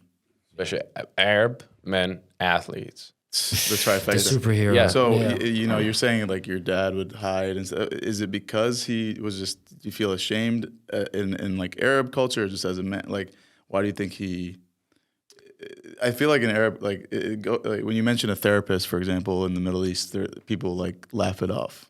Yeah. You know what I mean? So it's, there's still a lot of, I mean, my grandma, education my grandma used to get mad at my mom for telling people that I go to a therapist. generational thing for Yeah, sure. Why do you think I that love is? my grandma to death. I'm sure she loves me to death. My grandma will take a bullet for me, but it's just a generational thing. She thinks it's like bad. Yeah. Why do you think that is in our culture? I honestly don't know. I think it's kind of related to religion. That, you know, you can just pray depression Salli off. ala nabi. Oh, Salah and Nabi, everything is Yeah. gonna be good. Oh, that's Which awesome. honestly, it works. It helps. works. It helps. But here's the thing that people don't understand. Like, it's the same as physical health. If I have diabetes, I cannot drink as much sugary stuff and eat as much sugary stuff as I want and be like, you know, أنا أصلي على النبي كل حاجة تبقى زي الفل. أيوة. كل حاجة تبقى زي الفل. Yeah. You know, if I got heart problems, I cannot be like smoking a cigarette, be like, يا رب اشفيني من Yeah, man. أيا كان اللي عندي بقى يلا الحمد لله. Yeah. You know, it's the same thing. You pray to God, you know, you ask God to help you out, during those dark times, but you also go to your therapist, you Yeah. take your meds, you take all these things. It's Absolutely. you take matter in your own Steps, hand. yeah. It's your responsibility. At the end of the day, it's your health. For sure. Whether it's mental or physical, it's your health. Yeah. And you gotta take responsibility for it. 100%. There like a moment in your life that you kind of felt like, are you diagnosed with like depression or anxiety or anything like that, like clinically? Yeah. I was diagnosed. I don't know if I'm still diagnosed. I graduated from my psychiatrist. So when still did you feel that see way, it. like early, like super young, as a kid? I think after my dad died, I was really depressed. I was really lost. When was it? I was 10 years old, so it was kind of like going into my teen years. There was not really somebody that I would follow their steps. I mean, there was my mom. My mom did an amazing job raising me and my sister. She did everything she can. I love her to death, but at the same time, like, it's better to have a father figure. Like somebody hit me up in school. Like, what do I do? Your mom would be like, you know what? Just avoid them. Go talk to the teacher. Your dad would be like, beat the shit out of them, and then go talk to the teacher. Right, yeah. It's these things that like very nuanced that will make a difference. Especially as a boy growing into a man, like the example of a man is pretty important. Yeah, like who do you take as an example? You cannot be like, I'm gonna take a celebrity, or Right. like, I don't know anything about this guy. Yeah. But like when it's your dad, you can go for them for an advice. Yeah. Yeah. I mean, I can kind of relate to that because, alhamdulillah, my dad is alive and everything, but my parents got divorced at a young age, right before I was going into my like ablugh, basically. Yeah. So right as I was about to mature. So I also kind of grew up in a different country than him, basically my whole life. So you kind of don't know what you're missing, though, in a way sometimes. Yeah. Until later you find out, like, oh, okay, I didn't have that example of, but I'm still personally unpacking like the effects that it has on me, to grow up with that. I don't think I'm really missing anything. My mom gave me everything. And that's what I feel, but it's Yeah. like I'm sure there's Some somewhere deep underlying, down. I mean, Yeah. trauma or something. Yeah. I mean, there's definitely obviously a well-rounded family is the best ideal situation that everybody looks for, But if it's not, I think it was meant to be that way. right. Who would have known if my mom and dad, if they did not agree and they were divorced, would that be better than if when he died? You never know. You can't tell. Yeah, you can't tell. But you said you do think it might have had an impact on your diagnosis. I think when I was in a depressive state, and like when I was like 12, 13, 15, this area, it was like, I think it had something to do with the idea of like me not having a father figure, not knowing how to like figure out life, what's going on in life, all these things. Gotta get your posture right, bro. Yeah. But yeah, But no, I mean, no, go ahead. No, go ahead. I was just gonna say, so like, a lot of the times, even if your father's still alive and you don't, agree with him, let's say you fight with him, or he's divorced, or like your parents are divorced and you have a chip on your, like, did you find there was moments possibly that you were kind of just mad at life that like your dad was taken away from you, and did you use that in sports by any chance? How did it impact like your? Did you have like a chip on your impact? shoulder that this was like how your life was? I don't think it was more of, I did have a chip on my shoulder, I've always thought, my mom made me work for stuff, like, remember our first national title, I won it in a Speedo. Everybody had the fancy tech suits, and like, she did not see a point of it. And then I won in a Speedo, and then she was like, okay, I'll get you a tech suit. And then she was like, but you get one. Yeah. One. And I was like, Mom, like, I'll need to have one every, like almost every meet. And then she was like, no, you get one for now. And like, she made me work through two things. So like, I could get the feeling of like, I have to work to earn stuff. Things are not just given out to you.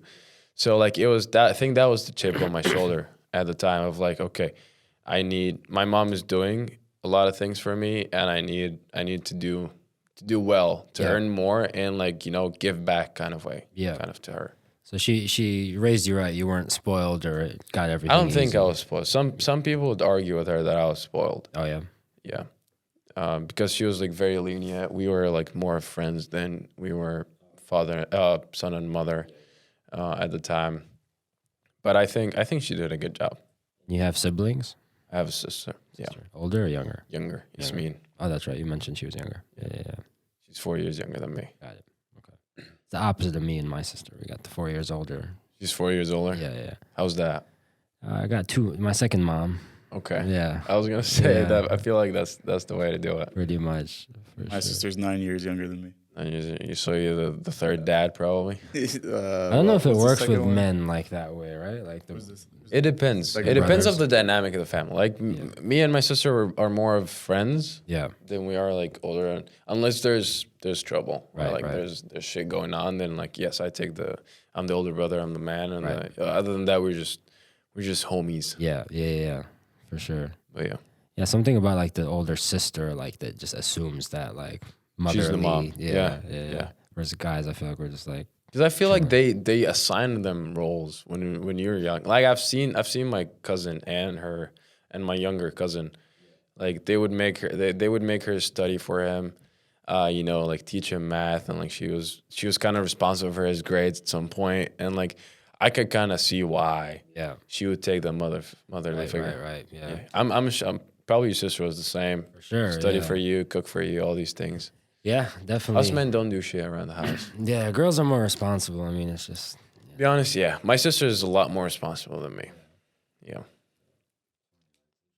So yeah, you felt the the mental health issues kind of early on in life, and then you had like when you got into sports, did you still feel it while you were training and going through that, or did it kind of like it was kind of like your outlet and you didn't really think about it? It was kind of my outlet to some extent until it became like kind of like my job, not just the passion for it. Like I think the beginning of like the worst depressive state of my life was when I did not qualify at Olympics. We have the most stupid in life. We have the most stupid in life idea about athletes. If they do not go to the Olympics, they are not good athletes. I won World Cup. I think I could be the only Egyptian in history that gets a gold and a silver in the World Cup series. really. But then still sponsors or like, or anybody would reach out to me like, but did you qualify Olympics? I'm like, no, so not. Was it like a what? No like, deal. Like it's a stupid metric. Jeez. to measure Yes, success with. it's a stupid metric. I didn't know they had a World Cup for swimming. Yeah, they do. That's what I won the 50 butterfly at. Okay. So there was 3 stops: Berlin, Athens, and Budapest. So I won gold in Athens, silver in Budapest, and I didn't go to Berlin because I had finals. I know. studious. I know. It's so Yeah. it's so stupid. when Wait, you're so like, you didn't qualify because of that? Or what I happened? didn't qualify because the 50 butterfly is not in the Olympics. Why? Again, I think it's just something stupid. Yeah, it's weird. Butterfly or just the 50 specifically? Just the 50 butterfly and 50 breaststroke, 50 backstroke. But 50 freestyle is there. So is your best race the 50 butterfly? 50 butterfly and 50 freestyle. But somehow I was not lucky that morning to make it to finals in the 50 freestyle and then can like swim again fast at night. And it qualify like if you get a good time at the World Cup, it translates to qualification at the Olympics. It's more of a standard. So to qualify for Team Egypt, you have to hit the A standard, which is the top 16 of the last Olympics. The 16th time of the last Olympics. So the 16th time in the last Olympics was 21.96. No, 98. So this is where I had to go, or I still have to go that. In the morning, there's a concept in swimming. It's called morning swim. Like you just woke up, you're not in like the best shape. You just get it out of the way, so you qualify to finals. So I went 22.3. The last person to get in finals was 22.36. I was 22.38. So I didn't get seconds, it. Yeah, so I didn't get to finals. But like I would say me and this guy were kind of in the same shape because we went almost the same exact times during the 2 stops. So he went 21.97 at night. So I would like to believe that I could have gone 21.97 at night. and I could have qualified. But like, I believe that every player has its time. So you're training now for the next Olympic trial, basically. yeah, Or- yeah, Okay. this is gonna be probably in February. How's your training like? Like, what does it entail? Schedule? What type of stuff do you do? It's kind of split up into like it depends on like what time of the season, but it mostly consists of I don't do a lot of aerobic work, just at the beginning of the season, just to like establish a good base, so I can like most of my work is lactate threshold, a lot of lactic acid production, a lot of sprint work, power work, speed work. Outside the pool, a good amount of training on ground. Both inside and outside. It's all towards like even when I'm in the weight room, if I lift heavyweight, it has to be moved fast. So if I cannot move it fast, I should not lift it. Why is that?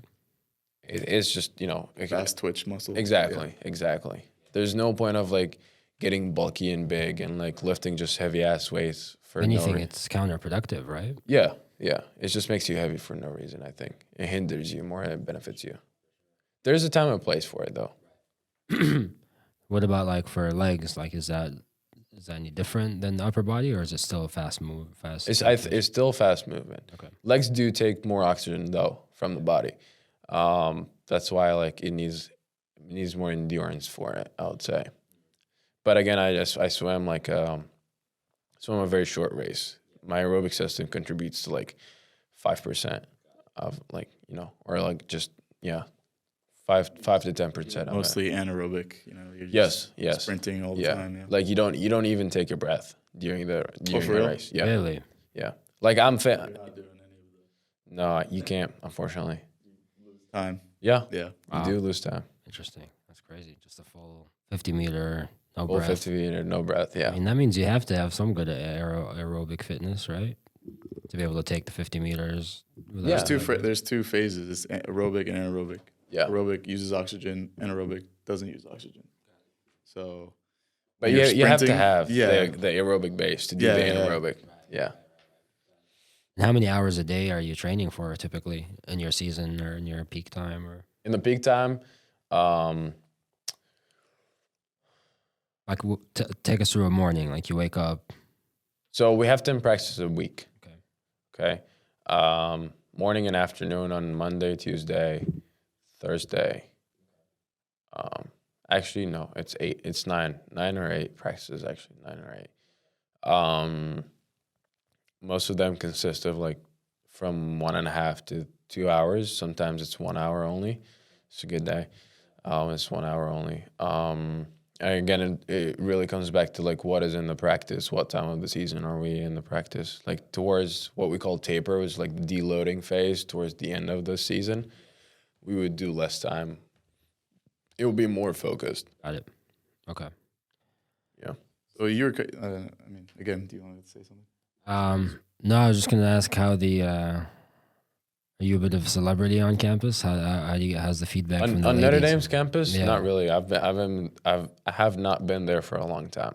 And even during this semester, I've been traveling for a lot. Yeah. I went for like 3 weeks all over, the Middle East, Europe region, and then I would either go see my friends or we would even travel with the team.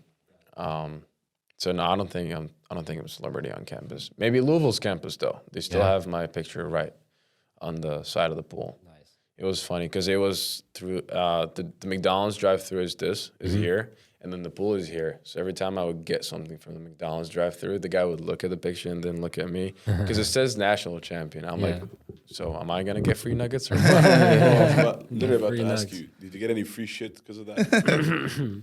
No. No. He's like, I he can't doesn't make disclose. money Bro. and he can't even get free nuggets. I cannot get free nuggets. Quarter pounder? Did they give you like a free quarter pounder? I wish. The only question you're asking is about It's counted as extra benefits apparently. Dude, your For real? Yeah, Oh your my. coach cannot give you a right to practice. What? Yes, it Oh is my. extra benefits.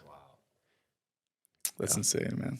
Rigid, dude. So you were alluding to the fact that when like swimming was an outlet until it became your job, so it is like an added stress, right? So probably didn't help the depressive and like the states that you were in. You're saying like when you don't hit certain benchmarks, it adds to the negative mental health. So it's like a double-edged sword, would you say? I mean, there's a concept called identity foreclosure, where you like foreclose the identity of yourself to what you do. Or like, I think it's a good thing to have. That means you're a high performing individual. Like I'm a swimmer. Yes, I'm a swimmer. I'm not a human. I'm not a student. I'm not a friend. I'm not a dad. I'm not a brother. I'm nothing of these things. I'm a swimmer. If I'm bad at swimming, then I'm a bad person. You know, if I'm good at swimming, I'm on the clouds. And I think it's a good problem to have, but you have to learn how to manage it. Got it. Because that means you take what you do seriously. You have a good passion for it. Right. You know? But I did not really manage it well. Yeah. So it became like, you know, I did not qualify to Olympics. Yeah. I cannot get sponsors, neither from Egypt nor in the States. Cannot make money. I'm 23 years old. I'm still I'm 22 years old. I'm still asking my mom for money. And like, you guys are Arab internationals. You guys know how hard it is to get 30 money. and I still ask my mom for money. So. Yeah. But imagine asking your mom. Imagine asking your mom for money while she lives in Lebanon and she's trying to find a way to send it from Lebanon to the U.S. Tough, man. Yeah, It's tough. exactly. And you know, I'm a man. I should. Yeah, no, 100%. Yeah. But you have your hands are tied in this situation. Yeah. I felt pretty Student limited. athlete, Yeah, as a student athlete, I felt pretty limited, and I'm just like, nah. A lot of stress. A lot of stress on you. You put a lot of stress on yourself to Yes. perform well. Yeah, And when it doesn't happen, you think that and you're even a bad if you person. perform well, like there was one time I went home after we went to Abu Dhabi for World Championships. We broke the African record in a relay, which is like 1 by 1, you know. We broke the African record. We were 4th. Never happened in Egyptian history, you know. I went back home and I went to the club I represent, and I told them, I was like, I want more money, or you know, I want you guys to help me to get sponsored, or like I want extra money on the side. And then they were like, "Did you win a medal?" I was like, I was 4th. You know, do you know the difference between 1st and 4th? Right. It's like half a second. Yeah. You know, Jeez. like But you weren't first. no, So you weren't even 3rd. You were 4th. Even if it's 0.01, you're 4th. That's crazy. It's the same thing. Like, I was seriously talking to a bank 3 weeks ago. Okay, they were super excited, you know, and then it got to the point like, yes, let's sign, and then they were like, the contract is ready. Just qualify the Olympics and we can sign it. Like that stupid metric Again, yes. I'm like, dude, I could go to the Olympics, stick my finger down my throat, throw up, not even swim. And you will say I went to the Olympics. I will say I'm an Olympian. Yeah. I'm an Olympian. Yeah. Man, And it doesn't make any sense. that's super high stakes, bro. Like everything is banking on those couple times where you have to perform. It's this margins of split seconds. That's Yeah. got to be stressful. It is stressful. And I think that makes it harder even to perform. Yeah. I perform the best when I'm like, just, you know, Relax. lose. I got nothing to lose. Yeah, man. No, that's a lot of pressure for sure. it all kind of culminated when just like a year ago. Yeah. A year and 9 months ago, almost. What Yeah. happened? I mean, if you're comfortable talking about it. Like, Yeah. I talked about it multiple times. You know, I don't know how to explain it. It was just, you know, there was a built up to it. Obviously, I remember swimming at the conference ACCs. It was in Georgia Tech pool. It was in Atlanta. So in the conference, I was like, I don't even feel happy anymore. I won, but I don't feel happy. There's no point of it. And then I started looking at, you know, when you're in a negative mindset, everything is just bad. And then I just started looking at it from that side. Like I told you, like I'm not making money. I'm not making my mom proud. I'm putting more load on my mom, hurting all these people, all that, blah, blah, blah. And then, you know, I took a decision. I was like, if this does not get better in a week, I'm going to take my own life. So, you know, I go through the whole week like I'm living life like a normal individual. Nobody around me knows I even went to practices. You know, I celebrated my birthday 3 days before I took my own life, everything. And then that night, I was hanging out with my friends. They're like, all right, let's get ready. We're going out. And I was like, no, I'm staying in. They're like, what's going on? I was like, oh, no, I have a friend coming over. They're like, oh, nice. Have fun. And then I texted a friend that was supposed to come over. I was like, hey, I'm going out with my friends. So nobody was home. I was alone. The week hit, basically. Yes. It was a Saturday night. And then honestly, I sat down in my room. I cried for a good 30 minutes. Because, like, you know, how do you get ready for that? You're about to take your own life. You're like, you don't know what to do. You don't know what to say. And then I did it. And then I sat in my room for like, you know, like an hour. Medication, right? Yes. Until the medication actually hit. And then like I kind of like started losing feelings in my hand, losing feelings in my feet, you know. Can't stand up. And then I was like, okay, how do I rewind this? Yeah. Because I was like, it hit me out of nowhere. I was like, my mom is gonna wonder what she did wrong. I was like, I'm doing this because she's doing everything she can and make me live a good life. And then she's gonna wonder, like, how did I fuck up? How did I lose my own son? Or like my sister, you know, like, you know, or my friends that just left out, and like they were texting on the group chat, like, hey bro, you won't believe who we saw at the bar. Like, this is so fun. Like, we're gonna tell you everything when I come back. I was like, shit. Thinking about your loved ones. Yes. And I was like, shit, they're gonna come back. I'm not gonna be alive. And then, dude, I tried everything. I like tried to throw up. I couldn't. I like tried to call 911. I did not pay my phone bill. Are you kidding? I mean, dude, I was about to die. I was, you know, I was like, phone. Yeah. I did do my last assignment still before that. What a student, man. I know. You did? Know. Why would you? Because my motto during that time was like, I'm in the now, and like the then and there, you know, or like I'm now and here. What am I now? I'm alive and I'm a student. I got assignment to do. That's a good mentality. Yeah. And then I texted and I was like, help. I just swallowed a whole bottle of etc. To my friends on the group chat. Help me. Is it through Wi-Fi, not your phone bill? Yeah. Okay. You couldn't call 911? I didn't try, honestly. I think you can, even if you really? don't, yeah. Emergency. Interesting. Yeah, now you know.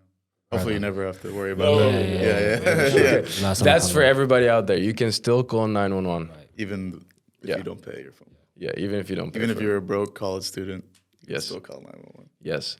And what was the reaction from the group? One of them was actually out of town. One was shit-faced and trying to talk to his ex to get back with. But now they moved in together. I'm happy for them. And then one just started driving back immediately. Yeah. And he was the last things I saw. He like walked in the room. I was like very incoherent. I'm not forming words, nothing at all. My mouth was just, you know, wide open. Obviously, he has no medical background, does not know what's going on. He's like, do you want water? Why are you not talking? What's going on? And he's like calling 911. He's on the phone with them. He's like explaining my situation. He's like, his mouth is wide open. His eyes are wide open. Like, he's not saying any words. And then she was like, can you like, does he follow your finger if you move in front of it? I want to say yes, but I can't even follow his finger. Wow. That's how much I've lost control over everything of my body. And then I think it was after that, it was just like flashbacks. You know, there's a flashback of like a police officer being there, and then another flashback. Then like I close my eyes and open again. There's like bazillion of them in my room. Apparently, he says there's like 8 police officers in my room, and then like 2 EMS professionals. And my athletic trainer actually came too, because I called him. He said I called him, and he's like, Alex, help me. He was like, what's going on? And then apparently I just hung up. And then the last things I saw is just, you know, both of them crying in the background. And then apparently I was about to go in a seizure. So everybody just started panicking in the room. And then they say I stopped breathing while I was in the ambulance. And then my heart stopped when I got to the ER. There's a whole documentary on go-karts if you want to watch it. And then I was in a coma for a couple days, and then I woke up, and that was one of the happiest moments of my life. I'll tell you that, because my whole thought process during that night was like, how do I rewind what I did? Yeah. Yeah, especially like you said, for my loved ones. Right. It's such a. I mean, it was like a kind of a much slower process than like other, routes of like people jumping off bridges and stuff. Yes, or like shooting yourself. Or yeah, like that. exactly. I saw the. Yes, it was a very painful death. Yeah, yeah, and that's what I tell people. I'm like, you're not just gonna go to sleep. Yeah, and the regret, like some people that have, the one guy that I know that have survived like jumping off the Golden Gate Bridge, for example, instantly as he jumped, he regretted it. Yeah, you know what I mean. And then he survived it somehow, but he was alive to tell the tale that this is what happens a lot. It's always that regret, instant regret. Yeah, it is. It is an instant regret. As soon as you feel it happening, nobody wants to die. Like they always say, like, you don't really want to die. You want to kill something inside of you. You don't know what it is. Wow. Can you say that one more time? You don't really want to die. You just want to kill something inside of yourself. Just don't know what it is yet. Yep. Yeah. You just don't know. And I what also it is. heard something on kind of like the after effects of suicide is suicide doesn't end the pain. It just puts it in a grenade and throws it to everyone you love. Yeah, it is. Yeah, everybody was just so nuanced around me. They're on their tippy toes. I caught my roommates texting each other in a separate group chat. They're like, okay, we cannot leave him alone more than like 10 minutes. And I was like, this is how much of pressure I'm putting on these people. My mom started like just being super nice all the time. You're like, hey, do you need something? Do you need me? Like, she starts like sending me money without me even asking. And I know how much she works to get that money. How was her like overall response to learning about it? I think she was, honestly, she was one of the strongest people. She still is one of the strongest people that I know in my life. To like, for somebody to call you and tell you like your son, the one that's supposed to be your man, for like when he grows up, he like carry you. Star athlete. Yeah, like this guy that everybody wants to have a son like. Yeah. He might be gone because they called her while I was in a coma. Yeah, they're like, we don't know yet. She has no way of getting to. She could like, I don't know. I don't know if she even had a valid visa at the time, but she does. Sure, it takes. You can't just pick up and go to America. It's probably like a game time decision. After you thankfully survived, was she like come home now? No, honestly, no. She's pretty settled on the American dream, honestly. Yeah. Like the green card was her idea, not mine, honestly. And I remember when I wanted to quit swimming, which I like took a long break during that summer. Yeah, during that summer. I took a break from like March all the way to like August.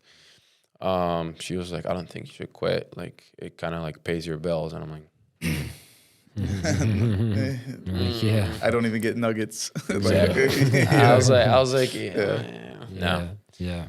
But I think she was holding up really well until I arrived home, and like this is the only time I saw her like break down crying when she saw me again. But other than that, I think she was really holding on strong. It's tough for mothers, like when you get sick or when things like out of their control happen, you're so far away. It's really hard on them for sure. Yeah.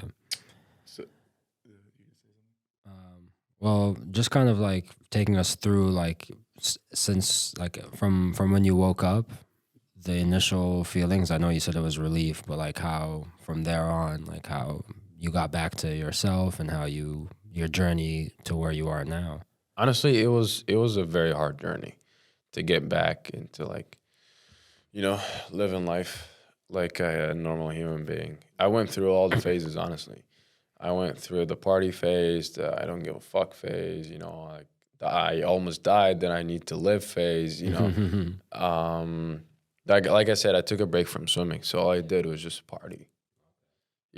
I did my assignments and partied. Yeah. I did my assignments just because I'm a student, And then getting back into swimming, I was like, I don't like swimming. But there's something in me that was like, I need to keep swimming. I don't know what it is. Nemo. Kind of. Yeah. I'll find the way. Yeah. If you keep swimming, you probably find the way home. You know. Yeah. And it was a very long process. I tried medications, different doses of different medications too, this, that, all these things, until I broke the national record in Egypt in December. Yes, past year. I remember I just got out of the gym, and then they were like, "Come time trial." I was like, is it really worth it? They're like, yeah. I mean, you're not going to lose anything. I was still hairy. I did not shave. I put on a suit. Wait, does that actually make a difference? Yes, it does. Come on. It does. It does. The hair? If you're Aerodynamics? yeah. Is that it's so little? No, he's because talking it's not. milliseconds. No, it's not the hair. It's the first layer of the skin. Oh. Yeah, because when you remove the first layer of the skin, it opens up for oxygen. So it makes you. So it's not weight, or it is. It's your buoyancy. Kind of, yes. Interesting. Yes, that's what they say. You're more like porous, Yes, basically. that's why we shave everything: legs, hand, chest, back. Wow. It's like a shave party. Just like I said. Yes, exactly. Just like I said. For different reasons. Just like Yeah. Does it help with running or just swimming? I don't know about. I think some runners do shave too. What about walking? Speed walking? Speed walking, yeah. Honestly, bro, that's an Olympic sport. I want It to. is. That's my retirement sport. I think. Like I want to get into that. Imagine I almost don't know. We're not all 23 and in our prime, I'm thinking like speed walking might be a good way Competing to with a take it home. 75-year-old. Yeah, bro. Those hips, bro. Hey, tell them when I did he's 7. fast. He's pretty fast when he speed walks for sure. I was 7 on the treadmill walking. Yeah, I'd be Yeah, that's speeding. fast, honestly. Yeah, So I don't fuck with treadmills. No, me neither. To be honest, neither, bro. Fuck I think it's funny that people drive to the gym to run on a treadmill. You know what I mean? You could have ran there. Yeah. But anyway. Honestly, it makes it is making so much sense. Well, I'm telling you, brother, we have the deep conversations on this podcast, bro. But I have a question. But like, you just said that, piggybacking off of that. Yeah. What if like a chef, like Gordon Ramsay, his favorite, wants to like order food? Does that make him like what? If you want to order food, just cook it. Yeah, for sometimes- sure. Some days you For just sure. don't want to cook your own food. But I get it. It's like you're a bartender, and somebody else make you drink. Yeah, it makes A sense. barber cutting his own hair. Right? Yeah, I always that fucks one's a with- bit tough. I think. Yeah, I don't bro. know if you can. yeah. That would be really like Yeah. Right. Yeah. These mirrors and stuff. But so you said you ended up not liking even you like realized again like I don't like swimming. But did you have a new motivation to like Was there a get thirst? those to get those goals even though like you just survived like a suicide attempt? Did it change your outlook on? I also on, interrupted you. You said like you did the timer. yes, and I broke the national record. Yes, I broke the national record, and then this is when I realized I was like, okay, I'm kind of good at this. I should not be like quitting right now. Yeah. Yeah. At least let's see where I can. How can I get better into this? And like that time, for example, was top 30 in the history of the sport. Wow. And I was like, okay, like I should. And then when I got back to the States, I was like, okay, how do I get, how do I get the motive?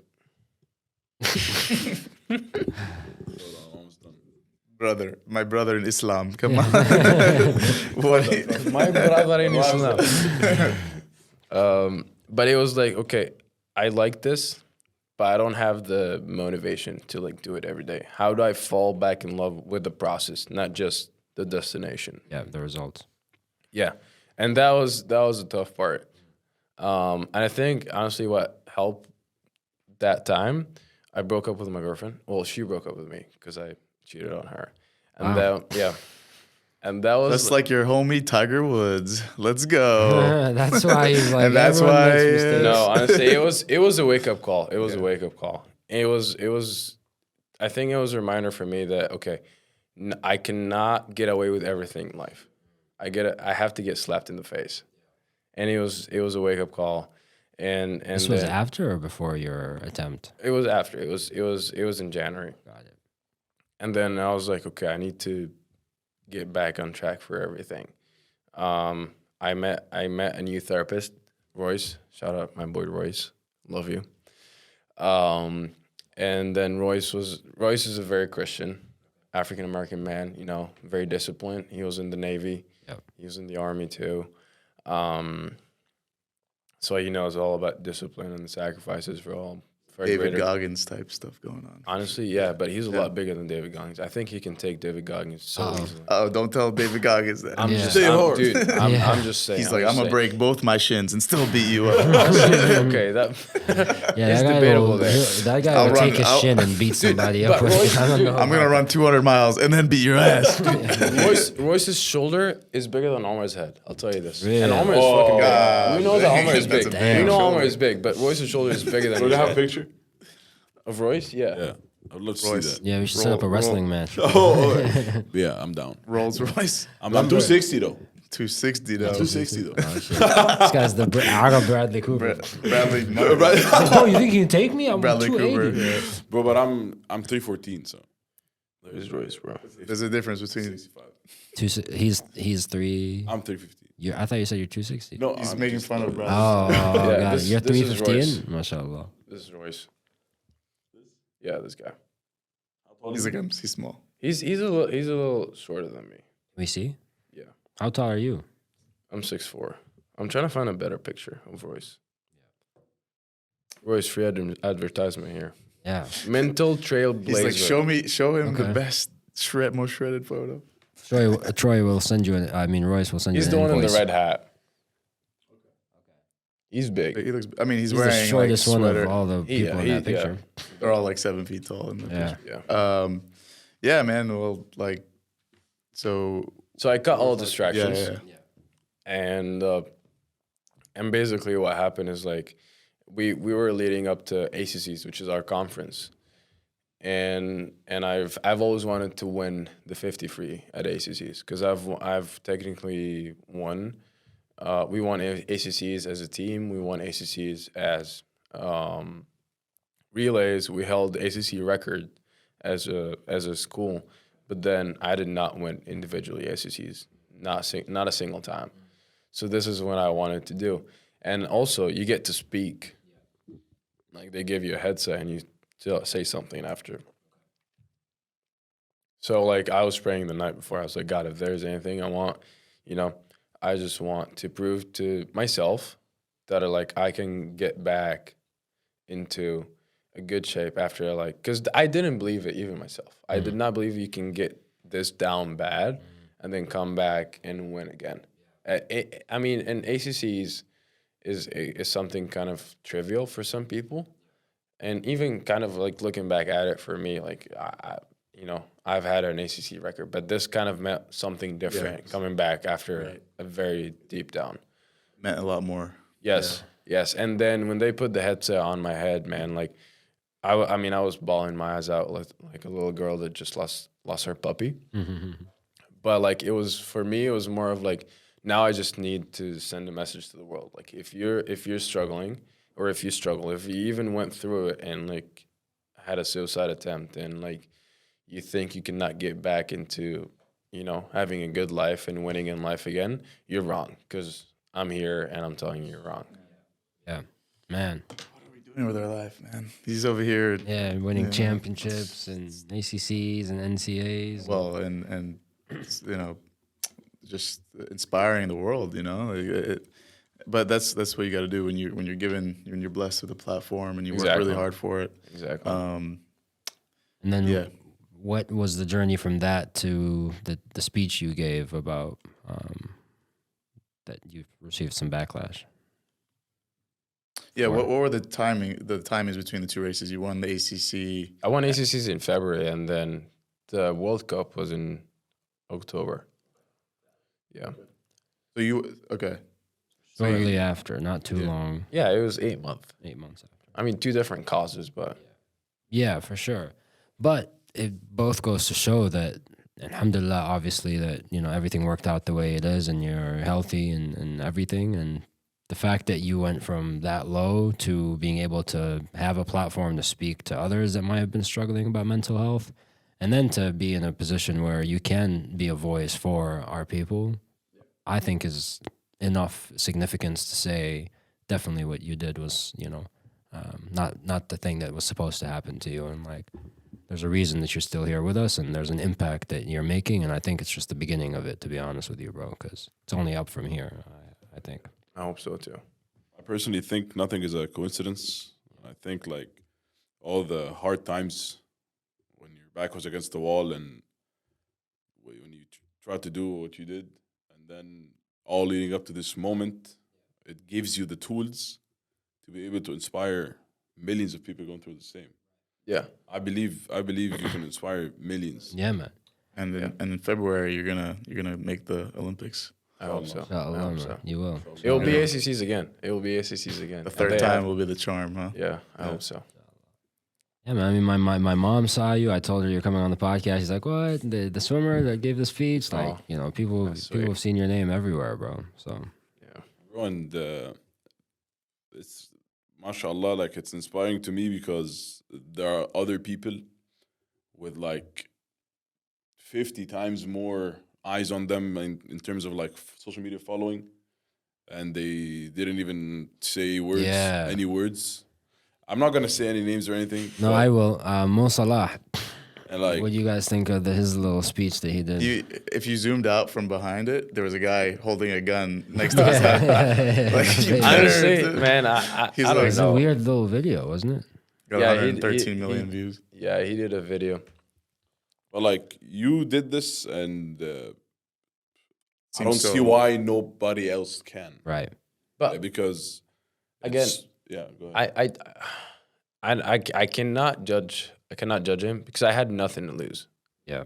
I don't have millions of sterling pounds in my bank account that I'm scared somebody take away from me, or and have billions of dollars invested in me that, your morals are really tested when, Right. there are some things on stake. Yeah. Like, I don't know if I could have, I would love to think that I would have said the same speech, even if I have billions of dollars invested in me. I would Right. love to think that. Yeah. But again, I don't know. So I think- cannot really judge him. I think you would have, bro, because I don't think it's as much like how much money you have. Like, you had stuff at stake. You had your international student in America. Like, you're not making the money yet. You want to make the money. You Yeah. don't. It's hard enough already to make It's money. like literally shooting yourself in the foot. But Yeah. God has other plans.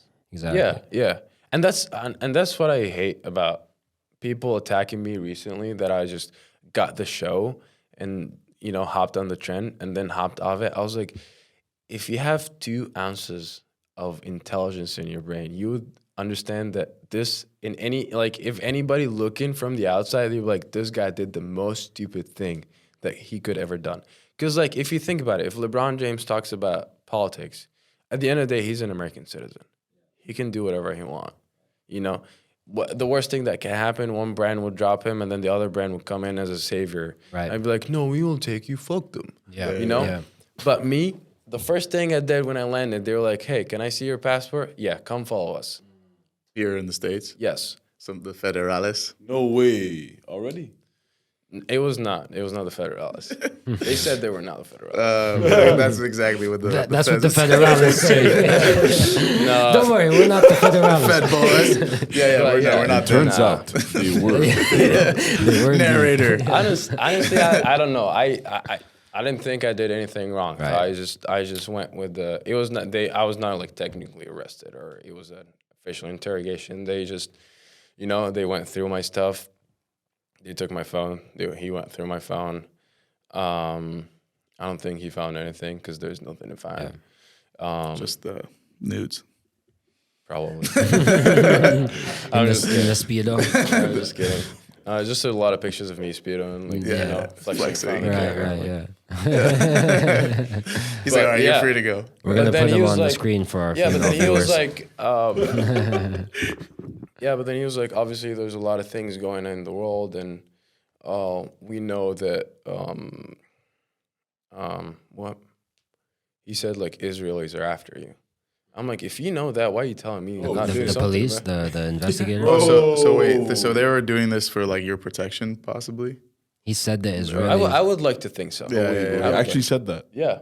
That's crazy, bro. Yeah. Wow. I was like, well, thanks for telling me, but I don't know what to do with this information. Yeah, Right. And then he was like, yeah, you thought this would go worse than it's going. I was like, no, because I did nothing. Or like leading questions like that. Yeah. Whoa. Oh, I see what it is. He's probably trying to like Get something out of milk you. some. Yeah. some Yeah. Like a You pure sauce. can't play the player. Yeah. Oh, yeah, 'cause, I mean, Can't play the player. Because you were trained by the mukhabarat, right? Whoa. I'm not fair, but anyway, this is one of the questions he actually asked. He was like, "Have you ever received any I was military built by training?" this shit. No. He was like, "Have you ever received any military training?" I was like, "No." He's like, "Have you been offered military training?"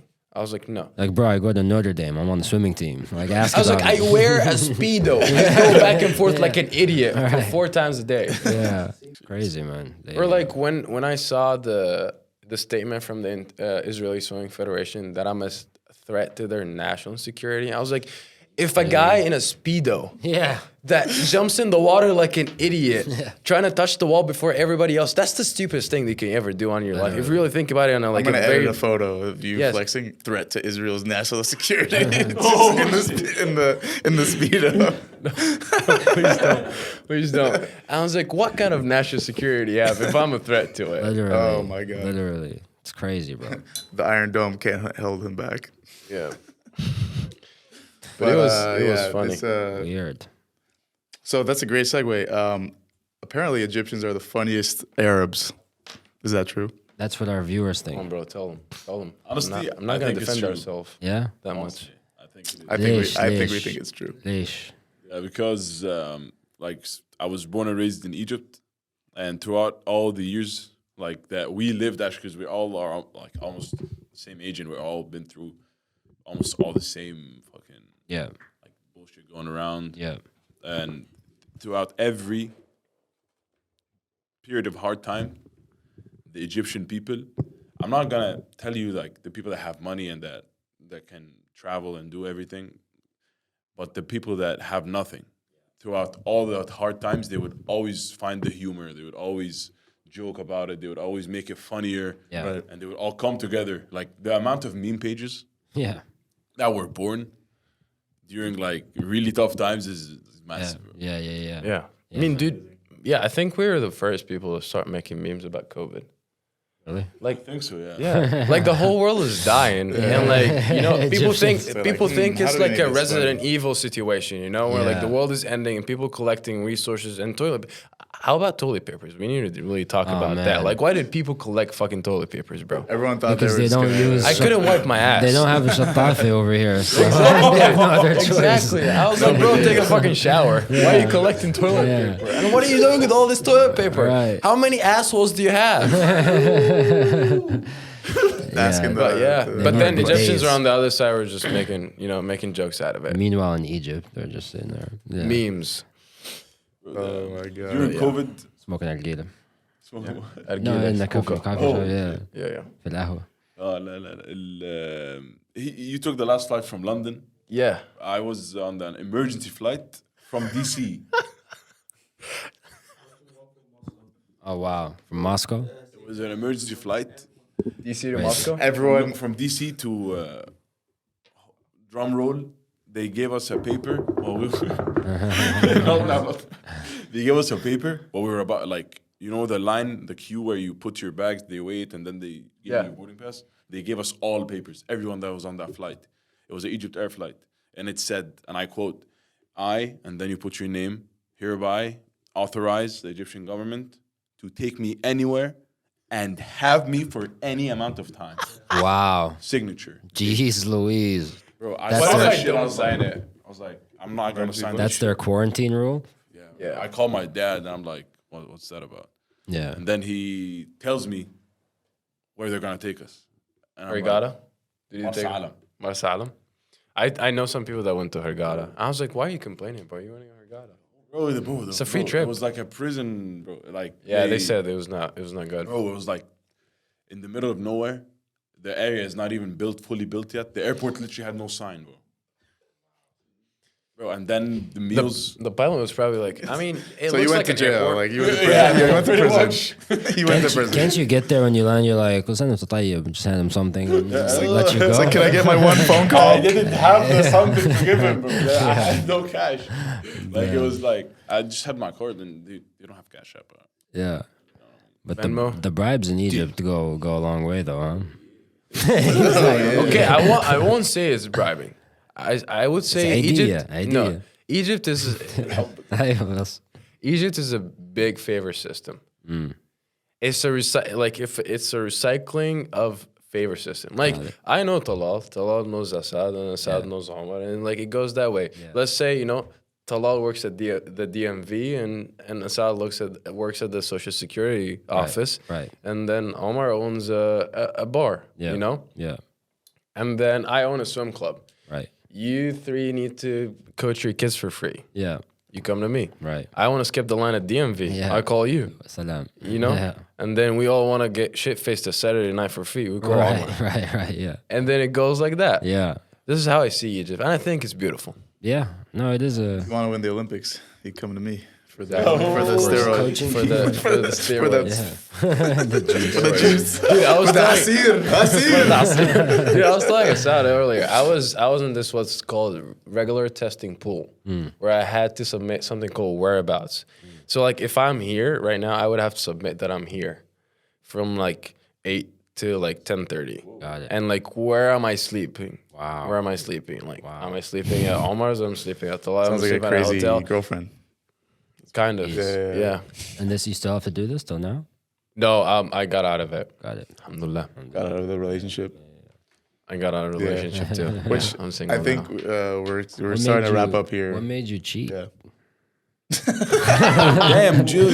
Talal the spicy question. Talal the spicy. What's funny is that I think this podcast actually broke up his just most recent relationship too. So I'll just say that this trip, this travel, No, honestly, not really. Oh, that's right. You're currently. he was. What I was ended like up to ask happening? you. How come you had to go back to not to Kentucky? Yeah, we broke up. You did? She broke up with me. Dude, I went to sleep. She was apologizing about...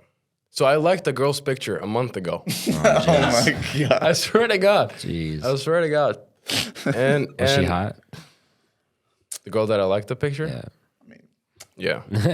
I mean, why else? It was a Halloween picture, so you know what was, Oh, Halloween. you know what was going on. You don't gotta say no. You already know what it is. Unfortunately. Astaghfirullah. Cat. أعوذ بالله. أعوذ بالله. فعلا Halloween هنا it's like Alhamdulillah, this year I was not here for Halloween. I was back home. I was doing Umrah. Alhamdulillah. much better use of time. Yeah. Yeah. They don't have yeah. Halloween in Saudi Arabia, I don't think. I mean, honestly, I mean, recently, I bet. Oh, I they bet changed. they do. Yeah, I bro, keep it's forgetting. something's Probably, going on, probably, bro. probably for Riyadh. Yeah. Just crazy because الرياض كانت يعني أكتر مكان متدين and now it's like Really? yeah. Yeah, I don't know what's going on. What are they holding against the people that don't talk, bro? Like, there has to be something. This guy's gonna get us in trouble. I'm telling you. He's the first Only line of few defense Allah, too, but Yeah. he's the security.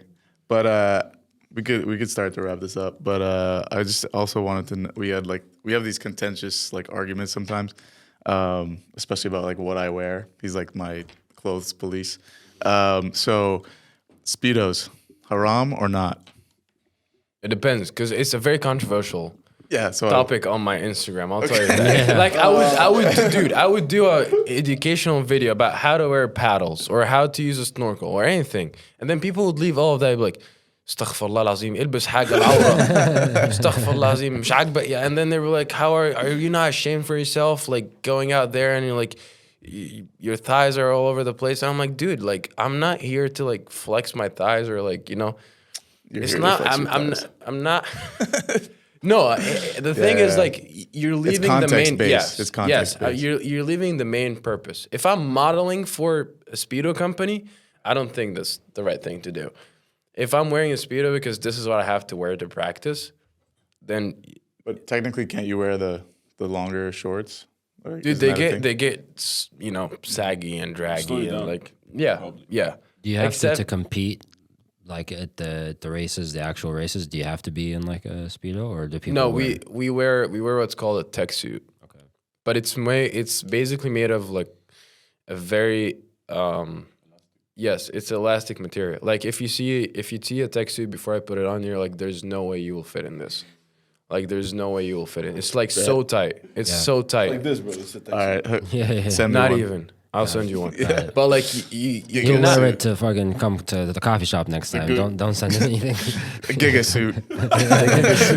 But yeah, it's like constricts the blood flow. Like it has like this like rubber band at the end of it to like prevent. Like people think I can just wear that, and see. plus if you wear it out, you can only wear it for like 4 or 5 times before like it loses its buoyancy and like all these things. And it's $500. Wow. I'm not gonna wear one for practice. So your other choice would be a Speedo. Yeah. Got it. So do you think like it's basically excused in that regard, like من ناحية دينية يعني, because it's like you have no other choice basically? I've never really asked a scholar about that. I think I should. I think I should because I don't want to give out misinformation. Yeah. But I believe I'm not. I mean, there's also a verse in الأعمال بالنيات ولكل امرئ ما نوى. أيوة. I'm doing this with an intention of being a better person and being a better athlete. I'm not doing I'm not when I'm putting on the speedo. My idea is practice. I'm not putting on the speedo and be like, all these women are gonna be watching me and my abs and then come feel it. No. Yeah. But then someone could say, but for social media, you could. Yeah. But then Blur it out or something. yeah, it's that's the black idea of bars. like The bars. it doesn't. I mean, yeah, it doesn't make any sense. Like I'm a swimmer, I'm gonna take pictures while I'm doing my stuff. Like a gym coach would take pictures while he's lifting. Yeah. A tennis player would take pictures while he's playing tennis. Why can't I do that? It's funny. I actually looked it up because we're gonna hopefully have Samir Bannout on. He's 1983 Mr. Olympia, Lebanese Mr. Olympia. Anyway, I see him at the gym all the time, and I thought to myself, I was like, I just Googled, are steroids haram? And of course, like changing your body, and stuff. But like bodybuilding and it's the explosion of it in the Middle East was interesting. But I looked into it. A lot of people train and become really like successful bodybuilders, but don't compete because they have to be in the speedo or like the very tiny, bikini type suits. So it's an interesting. What do they call it? It's a thong. Posing trunks or something. I believe it's a thong. Yeah. Those ones. Kalot. Yeah. Kalot بتاعك. Yeah. But boss, بما إنه we have some experts on the topic in the room, we want to ask you guys, as the representatives of Egypt. Did aliens build the pyramids? Fuck no. Man. No. Fuck no. You guys We did built that. it, right? It was Omar. Abu and- Tariq built the pyramid. This motherfucker's like this guy and you. Yeah, exactly. The stone on one shoulder. Yeah, exactly. Each stone is like almost as big as this table, and they weigh It's like like tons. 2,200 pounds. I will say, Yeah, if it's- someone will do it, it's did this Egyptians, man. If someone will do it, because like in Jordan, like a lot of the people that come to work in like construction and stuff, a lot of them are Egyptian, and those motherfuckers will carry anything, bro. Holy fuck! Hieroglyphs are just memes. I just fucking. Ancient And memes. you guys were making memes all the way back then. That's crazy. I just put two and two together. But here's the thing. Why is nobody questioning the pyramids in Mexico, bro? We are. Why are they flat? Like that? I don't care. I don't care. But nobody says, "Oh, the aliens Have pyramids built in it." Mexico? See, Since when? no, they do have pyramids in Mexico. Really? But you Because don't I- think they Aztec pyramids. No, I don't think it's aliens. How did they do it then? How did they do it? I don't know. Yeah. I remember watching a documentary by Zahi Hawass about it, but he's one of the biggest Egyptologists ever. Got it. I think he is. Got it. He's the Egyptology daddy. And he explains it pretty well. Like I think so. Yeah, how I it think wasn't you can look it up. aliens. Yeah, he's Got like, and he reads through the ancient roll-ups and stuff. Got it. Sounds like you're just covering up for the aliens, if I'm being honest with you. I mean, dude, if I'm on the alien side, I would love it. Yeah. So, Just Was there? No. Go ahead. تفضل. something that I really love about what happened recently in the midst of all that is that the younger generations, I'm talking like 12, 13-year-olds, 14, 15, they got like a fire in their heart for that case, and they're talking about it, and they're learning about it, and they're For which being case? proactive. Palestine. Oh yeah. I think they just We got can end on that. Yeah. real yeah quick, they got an overall better sense of awareness. Like I was really concerned for this generation. Yeah. They're all they're doing is TikTok dances, you know, Right. going live on TikTok and asking people to like keep tapping and, stuff like that. And it turns out this generation is going to be the one that actually frees Palestine. So I hope so. Yeah. They're definitely more like connected to the world. They're more informed than we were at their age. Like, is that, what you? I would want to believe I was informed, but like, I feel like they're also like you'd see a lot of the startups in the Middle East are like or like the little small businesses are not now more with this generation than it is, you know, the older generations like me and Alma. You wouldn't see that much between Right, us. You right. see it like a little bit in the younger generation, and like I'm really happy and proud for that. And it's like it's one of the reasons why I started talking about religion more. I got heat for it honestly the other day from a talent manager, who's not my talent manager, but he was just telling me, Bro. Some random guy calls you. Guy. yeah, he was like, you just talk about religion all the time. You're an athlete. You should just only talk about swimming. I was like, athletes are a source of inspiration. If I'm talking about my journey with religion and how I want to inspire, you know, people to get better with it, Yeah. because you know, this is a different generation. They're way more exposed to a lot of things that we were not exposed to at all. All these things that are happening in the world, all these changes, the new rules, you know, all these new ideologies that were never there Yeah. when we were growing up, Right. you know? Yeah. And I believe it's kind of like a moral obligation, like you said. You have a platform, you use it in the better way. Yeah. Yeah. No, I agree with that. yeah, and I think we're definitely going to have you on again when you have more time in LA, show you around. And after you win first in the Olympics, holding the Palestinian flag on the podium, Yes, sir. it's gonna change the world, man. And just like I hope and so. you've done a lot, and I think you're gonna keep doing I hope so. some really big things. You like the idea of like pan-Arabism? It's the idea that Arabs should have a collective national identity, like instead of being split into different countries, like we're all, that's what Gamal was a big proponent of. Yeah? I don't think so. You don't think so? Late. I mean, not to get political, it's just the idea no, of I'm like saying that we're talking German. we have different cultures. Yeah. You know? We have different ethics, morals. I mean, not vastly different, but Right. like it's a different culture. It's like kind of thinking like all countries are Africa are the same. yeah. And like it's not. Yeah. You know, we have different traditions, for example. There's traditions different even in places in Egypt. Yeah. So you cannot like just mix all these people Right, and right. have like I think we should have our own identities, but also just figure out a way to work better together. I think. Yes. that's a, Yes. that's a That better way of much is looking at it. clear. Yeah, Yes. yeah. yes. Because Any group of people, I think that's just my whole message to like all humanity is just we all work a lot better together. It's you know, I think the only time when the world was kind of all together was during COVID. Mm. yeah, Because everybody was like, how the fuck do we fix this? Right. Yeah. Somebody fucked us up. Yeah. But we need to fix this. So we like kind of, you would see Egypt sending aid to the US and the US sending aid to like whatever. And then Germany sending a hospital, you know? Yeah. And everybody like kind of worked together. That's there was, true. you know, there was no differentiation of like Yeah. religion, So- politics. So Right. literally, you know? we need aliens to come and invade, so that we Yes. have a common united enemy. cause, Yes, common yes. enemy. So we all be Yeah. like, you know, but I feel like some people will still sell us out. Probably. Yeah. The They're same like ones those damn that, leftists. Same ones that started COVID, right? I don't know who started it. yeah, No, man. Yeah, it's But true. it's kind of during- like, have you guys seen Transformers? The Dark Side of the Moon, when the human basically sold them, he was like, because I've been like serving the Decepticons for my family served the Decepticons, Yeah. and he thought he's gonna survive because he's like serving the Decepticons. blasted. Yeah, exactly. Just like they always lose in the end.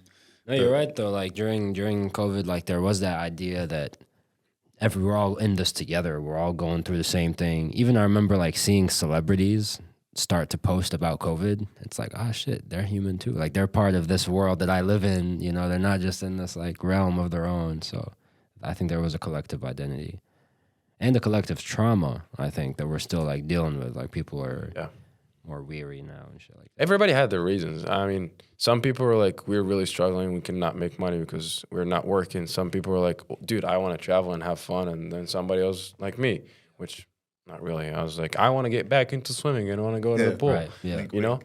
But yeah, wink, wink. Could you swim? Could you still practice during COVID? You technically could, because you could not transform it through water. Yeah, Really? because it's a lot of chlorine, dude. The amount Oh, of that's chlorine in the right, water that's will right. kill. As long as you stayed in the pool, yeah. you'll be fine. Yeah, the amount of chlorine Yeah. in the water will kill everything. Probably that you breathe in. Yeah, that's kind of what sucks about swimming, because like I've gotten into like natural products, and like even my soap, I don't like it to be too abrasive. My cousin says I'm a bit of a hippie, but I just like gonna to be say. organic. Organic? Yeah, Yeah, why I live aren't- in LA, bro. Why aren't the Give me a Olympic break. pools salt water, for example? Yeah, like that would be much better. That chlorine. Salt is- water. Yeah. saltwater pools. Is there a reason why they're not? Is chlorine versus salt? Is there I like think a I think just scientific reason.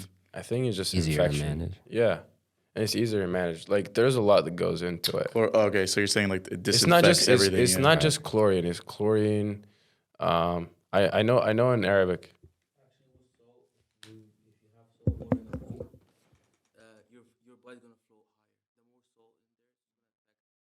If you try to like dive, yeah, okay, I feel you.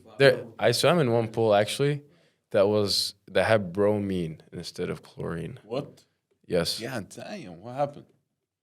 I mean, the water was salty. I'll tell you that. It was salty and a little acidic, but it was in Morocco. Bro, mean Allah. And on that note, See, and that's why Egyptians are funnier. That's why Egyptians are funnier. You stick to 3+10. Let us do the jokes. Got it. Yeah, man, you guys run Hollywood in the Middle East. Yeah, we kind of do. Yeah. Pallywood, as they say. Hollywood? Oh, it's easy. Dude, a girl on my team asked me the other day. She was like, "Do they have Bollywood in Egypt?" What? I was Swipe like, left, yeah. and I was like, X. Yeah. I was like, nah, that's in India. Yeah. Yeah. Okay, so yeah, we could talk. We definitely needed part 2 for sure. But yeah, I mean, again, I'm so glad we were able to make this happen, man.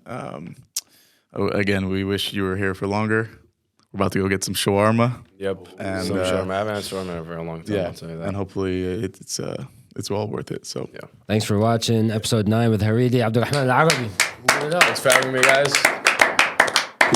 Keep swimming. Just keep swimming, baby. Just keep just swimming. keep swimming.